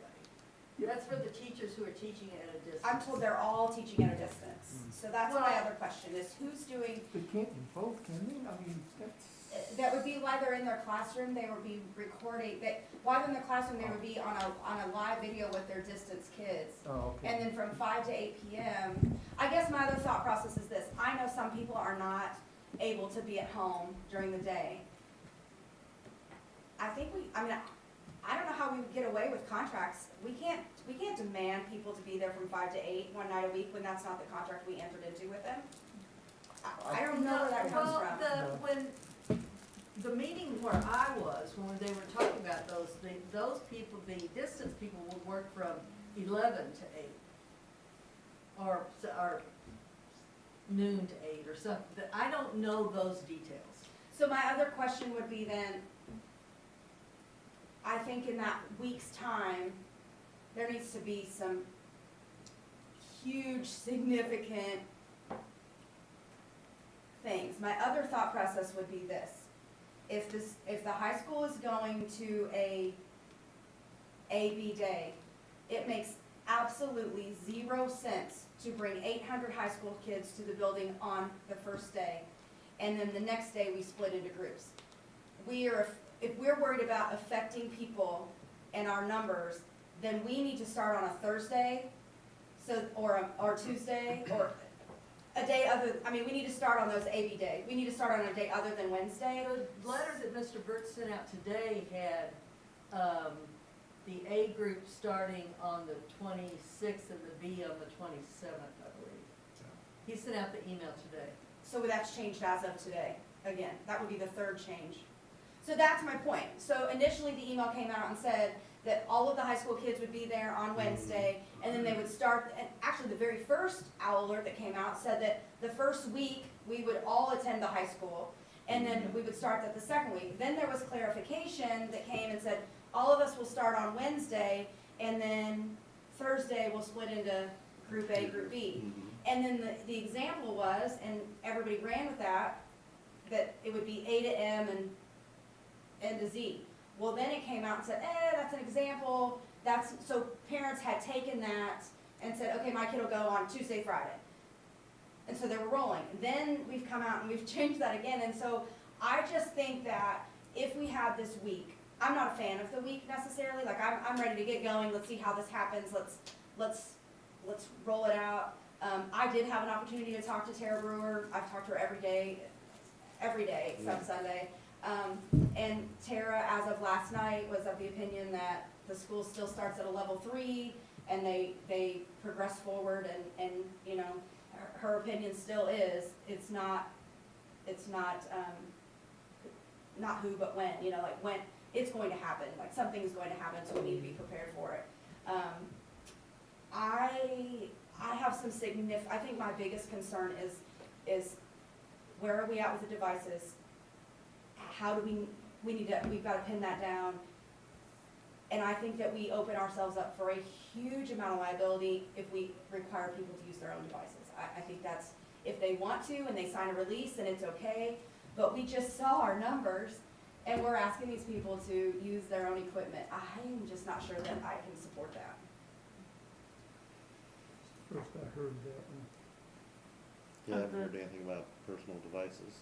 No, I kind of remember this because. Well, I remember they were talking about it in the spring, that some people had used their personal devices. I didn't realize that was our plan for going back to school. No, I kind of remember this, when the task force was here, and I was talking, at some point, I said something about, how they were gonna do the recording.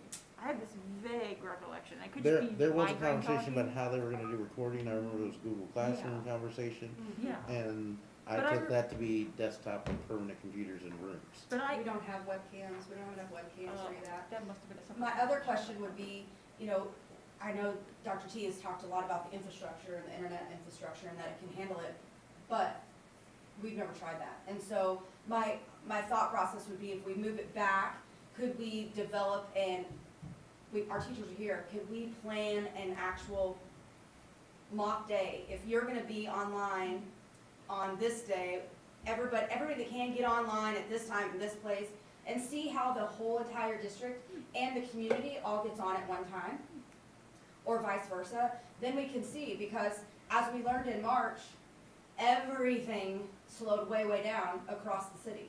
And so the district wasn't all online at that point, but all the kids that were gonna be online and will now, they're gonna be on at the same time, along with the businesses that are trying to work, you know.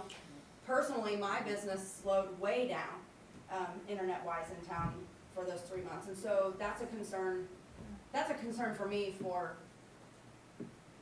school and the businesses in our community. Like, is there a way to test that water before we get there? I don't know. I just think it would maybe give us an idea if something is gonna crash or be super slow where the teacher's so far behind that, you know, I don't know. I don't know what we do if it does, you know, but Sorry, not to cut you off. it's okay. I don't know. I would like to have more clarity about what would happen in the extra days. I think that the extra days, at this point, having heard from a handful of teachers and community members, I think the extra time would probably be useful. But I want to. Yeah, but I wanna make sure it's used. I wanna make sure that it's used, and I wanna make sure that we're giving teachers enough time Good. to do what they need to do to be prepping for their classrooms, because if things are being dropped on them, like, here's now how things are going to be, and they haven't, every extra day that they can get to adapt to those new realities is going to be useful. So instead of filling it with, they need to have time for classroom prep, not just training after training after training. They need to have their own time for curriculum development themselves on their own. Set their own lesson Would plan. Well, they have that? But even, But I'm not saying that we can't have both and. I'm saying we that need to make sure that people know that we're not starting school because of COVID. We're starting school because we wanna work on this plan and communication. make sure that communication is wonderful, that our teachers feel supported, that, parents understand, kids understand. I mean, your high school kids still don't know what day they're gonna go to school a week from tomorrow. That's uncomfortable. It's uncomfortable. They also are humans and they also desire a schedule. And so their planning and their processes are still up in the air. So, Dr. Mayor, what does So adding an extra week, what does that do to our teacher contracts? start? If we're going to put an They extra have to week of extend. working? because they've been here. Those would, I am not sure I'm quite following what you mean. We contract for a certain amount of days, certain amount of time frame. So Right, if we right. throw an extra week in there, that's probably not within the time frame of the contracts we have, There are right? days built in, Dr. Brian. Like if we could, Like those days, we'll I'm be sure, fine extending the those week by days the would contracts we probably have. be even non-contracted. I'm not sure, Dr. Lorenz, did you hear, I mean, it we're would, talking about 5 extra days, yeah, they'd have to be non-contracted paying days. 5 extra days. Jesus, that's you know, right. we can't afford that. We all know that. Yeah, they would have to be Well, 5 well, non-contracted days. So extending it is 5 non-contracted days for extension. I don't know how else we could, we can't afford to do that. And, So we couldn't. and the request is coming from teachers to extend Half of them. half of them based on the, But I would be The curious, results. I would be curious now after this meeting yesterday, Yeah, what everybody, what they're thinking now That's versus why- a week ago. I, Right? and yes. No. The meeting yesterday, Well, when faculty first started when faculty first came back to campus and started working with each other, and so I started asking around after that. You know, knowing we didn't have time to do a survey after just yesterday, but after the reality started to set in, and all of my answers from my small, sample were, yes, we need the extra time. Well, I started asking when I was seeing messages that were saying, please pray for our teachers. Yeah. They have found out today that they are in a crisis. And it's like, and I'll be honest, I specifically asked, what on earth happened? Like, what happened? And that's the message I got. And I thought, there's some real things lost in translation there. so because there's a that's- lot of breaking communication. that's not, they're not being asked to add 3 hours to their contracted. Oh, that's not what they're panicked about. No. well, they're panicked about that. They're Well, panicked yeah, because it they're being sounds like told they there's have a to work 1 night a variety of week. things across to me. Right. Yeah, there's a then- variety of problems. Yeah, there's multiple. Yeah, there's several things in there, yes, Yeah. yes, but And I mean, some of it is I probably don't think fear of that the was- unknown. Sure. So I know that our job is policy, not product or end result necessarily. We still have to But, prove it. so are we gonna have teachers that are truly gonna be distance learning teachers? Or are we going to have a blend, or are they gonna be doing both? we are going to have, as far, now, I'm not an elementary principal, don't wanna be, however, and I want them to run their building, however, the way that I understood it, and Dr. Lorenz, you were in the meeting, so you helped me, but the way I understood it, there was going to be a distance teacher assigned at those grade levels, and those people may, and it's up to the principals, work from 11 to 8. And they were also, there were some teachers that were asking to be that. And I think the whole point was to allow the flexibility to work into that distance teacher's schedule. It wasn't that we were saying you had to be here or there. Right. They were giving them the flexibility to shift that around. And we also have teachers who have medical conditions who are going to be able to Yeah. teach online and wouldn't have to use sick days. So it wasn't a drop a bomb, Yeah. make your life miserable. Right. I mean, that wasn't it. And I know that we had kind of talked about identifying that, 30 days ago and waiting for people to get in, because I'd ask you every time we talk, every week, how many do you have that have said they want to be distance teachers, how many we have here? And I knew that trickle started very slowly, and then I assume it's pretty solid now. I would assume that we kind of have that identified, and we know who's going to be where and how that's going to work in each level. We're going from K to 12. So, and I'm asking this just because I really don't know. So, is there a age level meeting so elementary, middle school, high school teacher Division. meeting separate By division. by division? Mhm. Okay. So you guys attended those, or somebody did? No, we attended the administrators meeting. Okay, so not the teachers meeting. I I feel like, wasn't at the teachers' I feel strongly that this was in an elementary, Teachers I know meeting. 100%, this was in an elementary teachers meeting, and I'll read it again. They're seriously making the elementary teachers do both, distance and in-class learning. And they have to be available 1 evening a week to teach their kids. They will record during class, privacy ? And they have to record using their own devices. And then it goes into the special need, what happens if a kid throws a jerk. So, I don't know what was said, I wasn't there, I feel strongly that I needed to share that communication. It causes great concern from a privacy issue, it causes me, I do have questions about, the privacy of that learning, I do, I just do. Well, I hope they're not worried about 5 days of school. I mean, they had to March to May. No, I they mean, we didn't. paid them They didn't. quite a bit.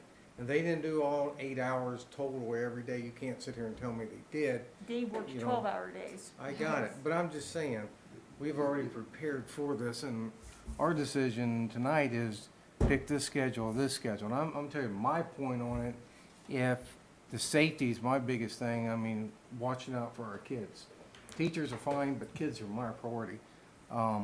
If extended by a week will take less, risk off of our kids, I'm for it. I don't think this has anything versus risk. I think this is risk versus reward, and we need to look at how best are we able to teach and be prepared to do that. It sounds to me like our teachers do not feel like they're ready to go. Yeah, that's exactly right. Mm-hmm. I think half of them do. Yeah. And I was gonna say, and that was each of the surveys we kinda looked at, like half are ready, half are not. Half the parents are ready, half of them are not. That survey was So, I done mean, before that's- they came back to work, though. I understand that. And And so- after they came back and heard other expectations of them or what they had already envisioned their job to be versus what the reality of what was presented. So are they ready? And it sounds like, I don't even know if we've got a good grasp on what really is going to be going on We next don't. week. No. That's the sad part to me, because now we're looking at a week from now, how are we coming in the door? Yeah, Right. for sure. You So, know, Ricky, do we have any update on where the and if we move that back a computers week, and are we stuff coming are? in better? The Chromebooks Still that we on ordered? back. We've got the, They're gonna be back order probably. we've got, I mean, the that's ones not we a- ordered in, March are here, the ones we ordered in, or the ones we ordered in March or April are here, the ones we ordered in June are not here yet. Is there an ETA on them? Now they're saying So we it didn't doesn't get do any good. We ordered, 1,700. hmm? Well, we ordered 400 back in spring, Ordered 1,700 on and that. they're on, we've got webcams ordered, we've got flash drives ordered, we've got everything ordered, we got a lot of stuff ordered. We So- went around to multiple buyers trying to fill the order we were looking to fill. So- Right, but you said you ordered them in June and it's a 3 month, so we're talking September what? Pull your microphone Well, no, Like we the ordered first? these 1,700. What'd you say? We ordered these- In June is when you said? I'm talking about the last round, we ordered the 400 or 500. Before we ordered 1,700 just a couple weeks ago. Oh, so a couple weeks ago is just ordered 1,700, so Right. you just said though you received some from April or May that you ordered. We ordered in the spring And you last got year. those, and then you said you ordered in June, and those were on back order. Two different, okay, let me. That you expected those in 3 months, which would be September, and now you're telling me that you ordered some 2 weeks ago. I'm lost. Okay, you need. Yeah, ready. I'm ready. Okay. So, there was Chromebooks ordered, by multiple people, back in, the spring. Special Ed ordered some and Ian ordered some. Okay. Ordered in kind of in the same timeframe. I think Grace ordered hers a couple weeks after Ian did. The ones that we got that Ian ordered have recently come in. The ones that Grace had ordered within a couple weeks after Ian ordered, have not come in. What we ordered, 2 weeks ago, I think now, was 1,700 using, CARES money. We also ordered webcams, hotspots, flash drives, thermal cameras. We've ordered quite a few things. So Ian's came in and Grace's didn't, and did you say Special Ed ordered some too? That would That'd be Grace, Grace's. right? Mhm. That'd be So Grace's, just those yes, 2 people? yes. Okay. Everybody we checked with recently has had a minimum of 3 months backlog. So And we're I'm expecting not these other sure- 1,700 probably in three months too? Probably. Christmas. So we're not gonna That's be not ready. gonna, that's not gonna get us anything. How are we with the people who reached out and said, I need some tech support at my house, like, I need equipment? Like, are we meeting those needs? Are those people ready? Well, I will tell you that I just got a text message, I don't know who it's from. It says, I was one that voted to start the 26th, and after all the meetings this week, actually getting into my classroom, I'm really hoping for the extra time now. I bet there are a lot of teachers who feel the same way. I don't know who that is, but they're talking. I just think we should listen. Well, I wanna bring it back to Matt. Matt, Yes. you came up with the proposal. Where you go, Matt? Where do you stand on it now? I still say extended. I mean, I knew you were also being kind of neutral at first. You were trying, it was a Yeah, fact well, finding. yeah, why do you wanna extend it down? I mean, that's 5 days, not- how much money? Well, 'cause I didn't change my mind any. I mean, Yeah. the plan is fluid, like, 2 weeks ago, when we released it, everybody was mad as hell because we were gonna be in phase 3, and the health department said, no, we're in phase 2. Now, in zone 5, we're in phase 3, so nobody's mad anymore. But we're in phase 3 all the way around now. So, I don't know how to explain it without cussing, but the teachers are not ready. There's no way they could be ready because the parents aren't ready. And the simplest explanation to the start of school should be to the parents. We're gonna go this day, this day, and this day. If 95% of the parents that messaged me, called me, still do, every day, are still confused about what they're doing with their kid, if they're that confused, I know over 50% of the teachers are too. Hell, I'm confused. Yeah, I So just, if we move You get this, messages? Yes, what's, Yeah, you're getting what's our hammered. game I'm getting plan hammered. for clarifying communication? And I'm gonna kick that to the administrators, cause that's not Yeah, up for us to as- communicate. Yes. As I'm sitting here, I'm thinking, I cannot, I'm gonna have to bring that circle in, because I Yeah. can't, cause there's too much lost in communication, and I'm not saying it about anybody or any sort of thing, but I will take that, I will take the blame for that, for letting people, you know, just kind of do whatever. We'll come back in together as a tight-knit group and make these decisions. So- Do we feel like as a board, I mean, do we need to clarify what makes those 5 days function, like, not function, but, like, I mean, if we I- always hear, well, the board wants this, or the admins want this, like, should we make that, should we draw that line in the sand so I that we don't know. know? If I were a teacher, I'd take those 5 days and be preparing Yeah. to be a good teacher. And I really think a So, lot of our I would like teachers to see, will. like, in the high school, for example, if we're gonna do an extra 5 days, I would still love to see the kids know Like, Do we right have, now. do we what have a group D they're in on list the and a 26th? B list? Yeah, There's they 400 gotta kids know. on this one, there's 400 kids on that one. And that's the comment I've had from teachers too, is I that mean- nothing about the planning should slow down at all. It should be like the first day of school started, but we had 5 days of snow, Yeah, yeah. you know? For the So, teachers to catch their I breath, mean, for us to and get the message to the parents. Yes. I like that. Do we, I'll go with that, Matt. And then maybe we run our demo day Yeah, on Thursday. yeah. okay, let me ask this, I'm just thinking, I mean, today's Tuesday, so we've got Wednesday, Thursday, Friday. If we have to switch gears a little bit and rearrange schedules, we can surely be punctual. Is it possible, I'm looking at it from a budget standpoint at this point, like, I can see your numbers spinning in your head going, holy shit, you guys, we can't afford this, where's it gonna come from? We have the audit money, we have the, oh, sorry, but I do look at that from a number standpoint, like, that's super scary. We have the budget, we have the audit numbers gonna come out of our budget, we lost $1 million from the state budget, we don't know what's gonna happen again on the state budget, it is probably going to It's take going to another go hit. down. So, Well, definitely. what can we do, and I'm sorry my back's to the camera, I feel like I'm talking to people behind me. What can we do in these 5 days that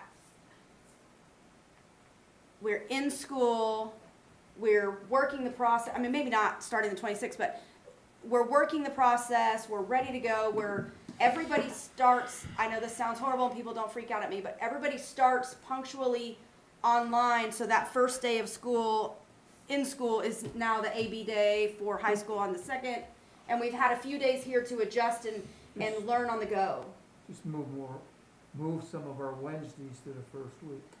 Something, I don't know, just something And so that it's, That's why we took out Wednesdays. you've already done all of the So- Wednesdays. So that we would, and we would take out a couple more to make up for those days that we're losing. So we got it figured out there. We took out those days that they were expected to. Well, I'm still seeing them grayed out on the sheet. Yeah, question. So, if they start, September 2nd, you've got, we talked about, the other day about December, cutting that down, to, basically a week off versus 2 weeks off, and going all the way to the 23rd or the 22nd, a little closer to Christmas. We used to do that. So there's 3 or 4 days right there we could get back.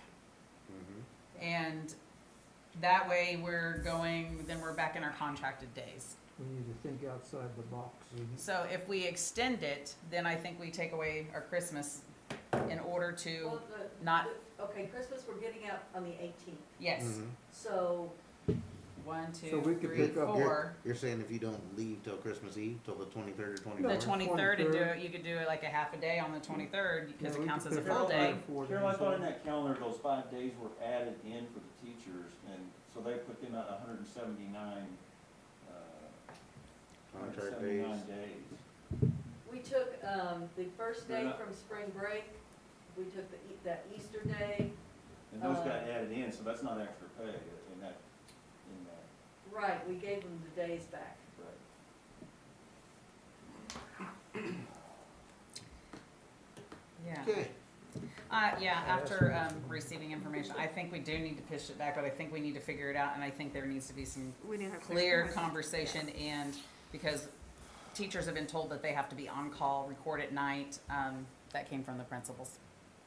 And that was in their meeting. Well, and so we Is need this to all the get- elementary meeting? Just curious? Mhm.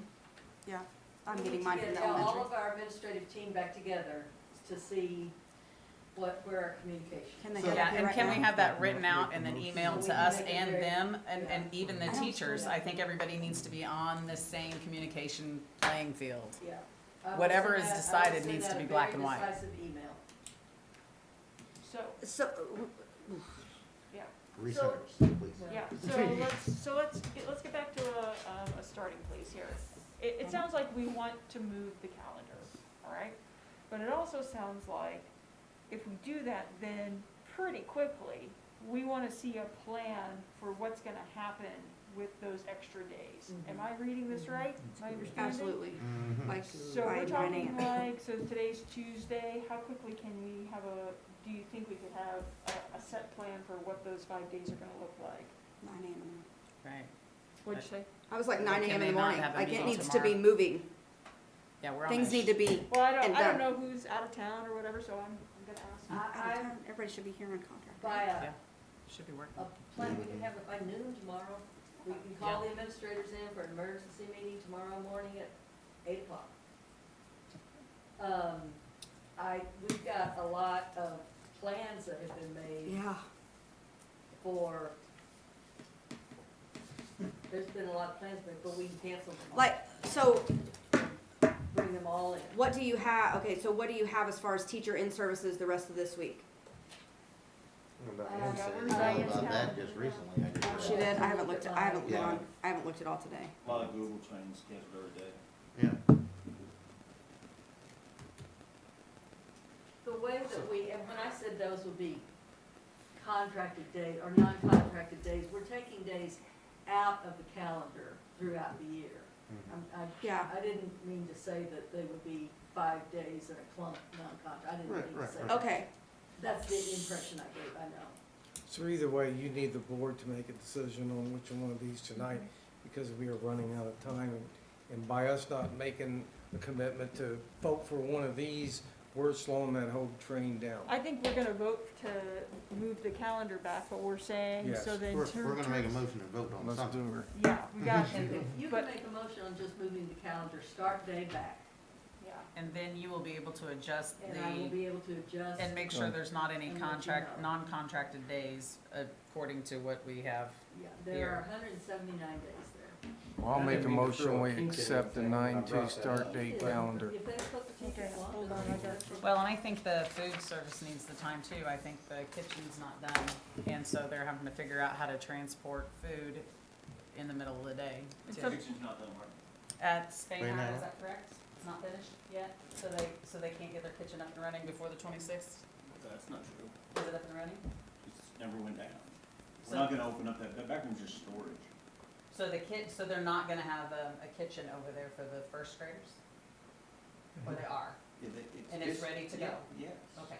So the back room that we're adding is additional storage space. It's not more cooking space, it's not more ovens. The only thing we might have to do to free up a little bit of room for working space, well, we've done a couple things already. One's move the line out further, so they've got more room back there to work. Another is we may have to move the freezer and refrigerator out of the back area so that they can add 2 more cooks. No, there's nothing, So it's ready to go? yeah. Yeah, it's ready to go. The only thing that's doing is adding more storage and adding a desk place for them back there. And then eventually hopefully getting a chiller outside that door to make things even better for them. Okay, I hear, Motion on the floor. We Yeah, have a we- motion on the floor. Ed has moved that we approve the calendar for the 9/2 start date. Is there a second? My second. Okay, Mhm. second. Boy, it seems like there was something else I was gonna say about that. And just on the discussion before we go, Yeah, We can still follow discussion. we're still going to keep everyone within their contract base. So by That's what I was moving just the gonna say. calendar- So by moving the calendar, we're not changing the funding for the year. That's correct, and then you're not changing the number of days in the contract. Okay, and the expectation then is that, in my mind, because I'm not directing day-to-day traffic, but in my mind, I think the teachers need to make sure they're bringing their concerns to their principals, and that message needs to be pushed very clearly. Because if they're not prepared, that should be pushed to their building principals, Absolutely. not to the board. We need to Because make those sure are that, getting to us as well, but I also have teachers who tell me they're ready to go rank Spitfire on Wednesday. I'm hearing I- You know, I- too. yeah. So, I've I mean, got a I lot of think teachers that, that feel that. I think that, you know, whether we pair them up with a mentor, whatever else that needs to happen, it needs to get on track, you And, know? and one thing I really want to encourage people is please, if the teachers would please talk to their principal. Sure. Yeah, They need to let the principal know what they're thinking and what the problem is. that's why I said it out loud, because Depends we're on not the- solving the word day-to-day type. problems. no. That chain of command really needs to stand. Yes. Yeah, so, with the understanding that we will be getting a, sort of written plan about what those, what the 5 days accountability is going to be like, I think what I'm also hearing is that we want, correct me if I'm wrong, fellow board members, but do we want to, what I'm hearing is that the communication going out to the parents is very clear, and that you're gonna work to get something clarified. I Yes, I think will. what I'm hearing from the board maybe is that we would like to see that before it goes out to the community, because That's maybe fine. we could serve as eyes, as community members ourselves, as parents, as, to help say, okay, this will be clear, or that won't be clear. I think we We've kinda been doing kinda that. fixed some of that today. I was gonna say, Yeah. did you see the Yeah. email that you did, didn't you? Mhm. I also have another question, and maybe this is just my own question, And then we'll but call. shouldn't we, I mean, and I'm not trying to be I'm not trying to be thoughtless, but shouldn't we as a business make sure that we can provide the service, our staff can provide the service before we give equipment to those people that are choosing to be at home? Like, I feel like all of our teachers should have the equipment to provide the service before we're giving Chromebooks and laptops and things like that out to students. Like, it's a choice to be in class or out, right? Oh, I Right? see I'm what understanding you're this, right? And so as a business, we should be able to provide our employees with what they need to provide the service before we have extra to give to the student. I think that's a good point. Dr. Lorenz, Yes, how, ma'am. how short are we in providing a device for each Teacher? employee, each teacher? I don't know that number. I know the employees have been Zooming with me all spring. I mean, because we've I had, don't know what device that they were using when they were our Zooming. employees have been using devices, so. Maybe their own though. That's what I'm saying. But- I don't know that. So But maybe they're that's a not- number we need to send out on a blanket email in the morning. Yep, Contact your administrator by 10, because we gotta have a plan by noon to figure out where we gotta go to by 2 o'clock. yeah. And I did send the administrators a What happens if we don't? note today saying, I need What happens to if we do a don't? survey, I need to figure out what, so We got plenty we'll of all together. come together tomorrow. Okay, so let's call the question. All those in favor of the calendar starting on, September 2nd? All those in favor say aye. Aye. Aye. Any opposed? Nay. Aye. With that, do I have a motion for adjournment? So moved. Any seconds? Second. Okay, all those in favor of adjournment? Aye. We take Any a opposed? tonight No. for comments.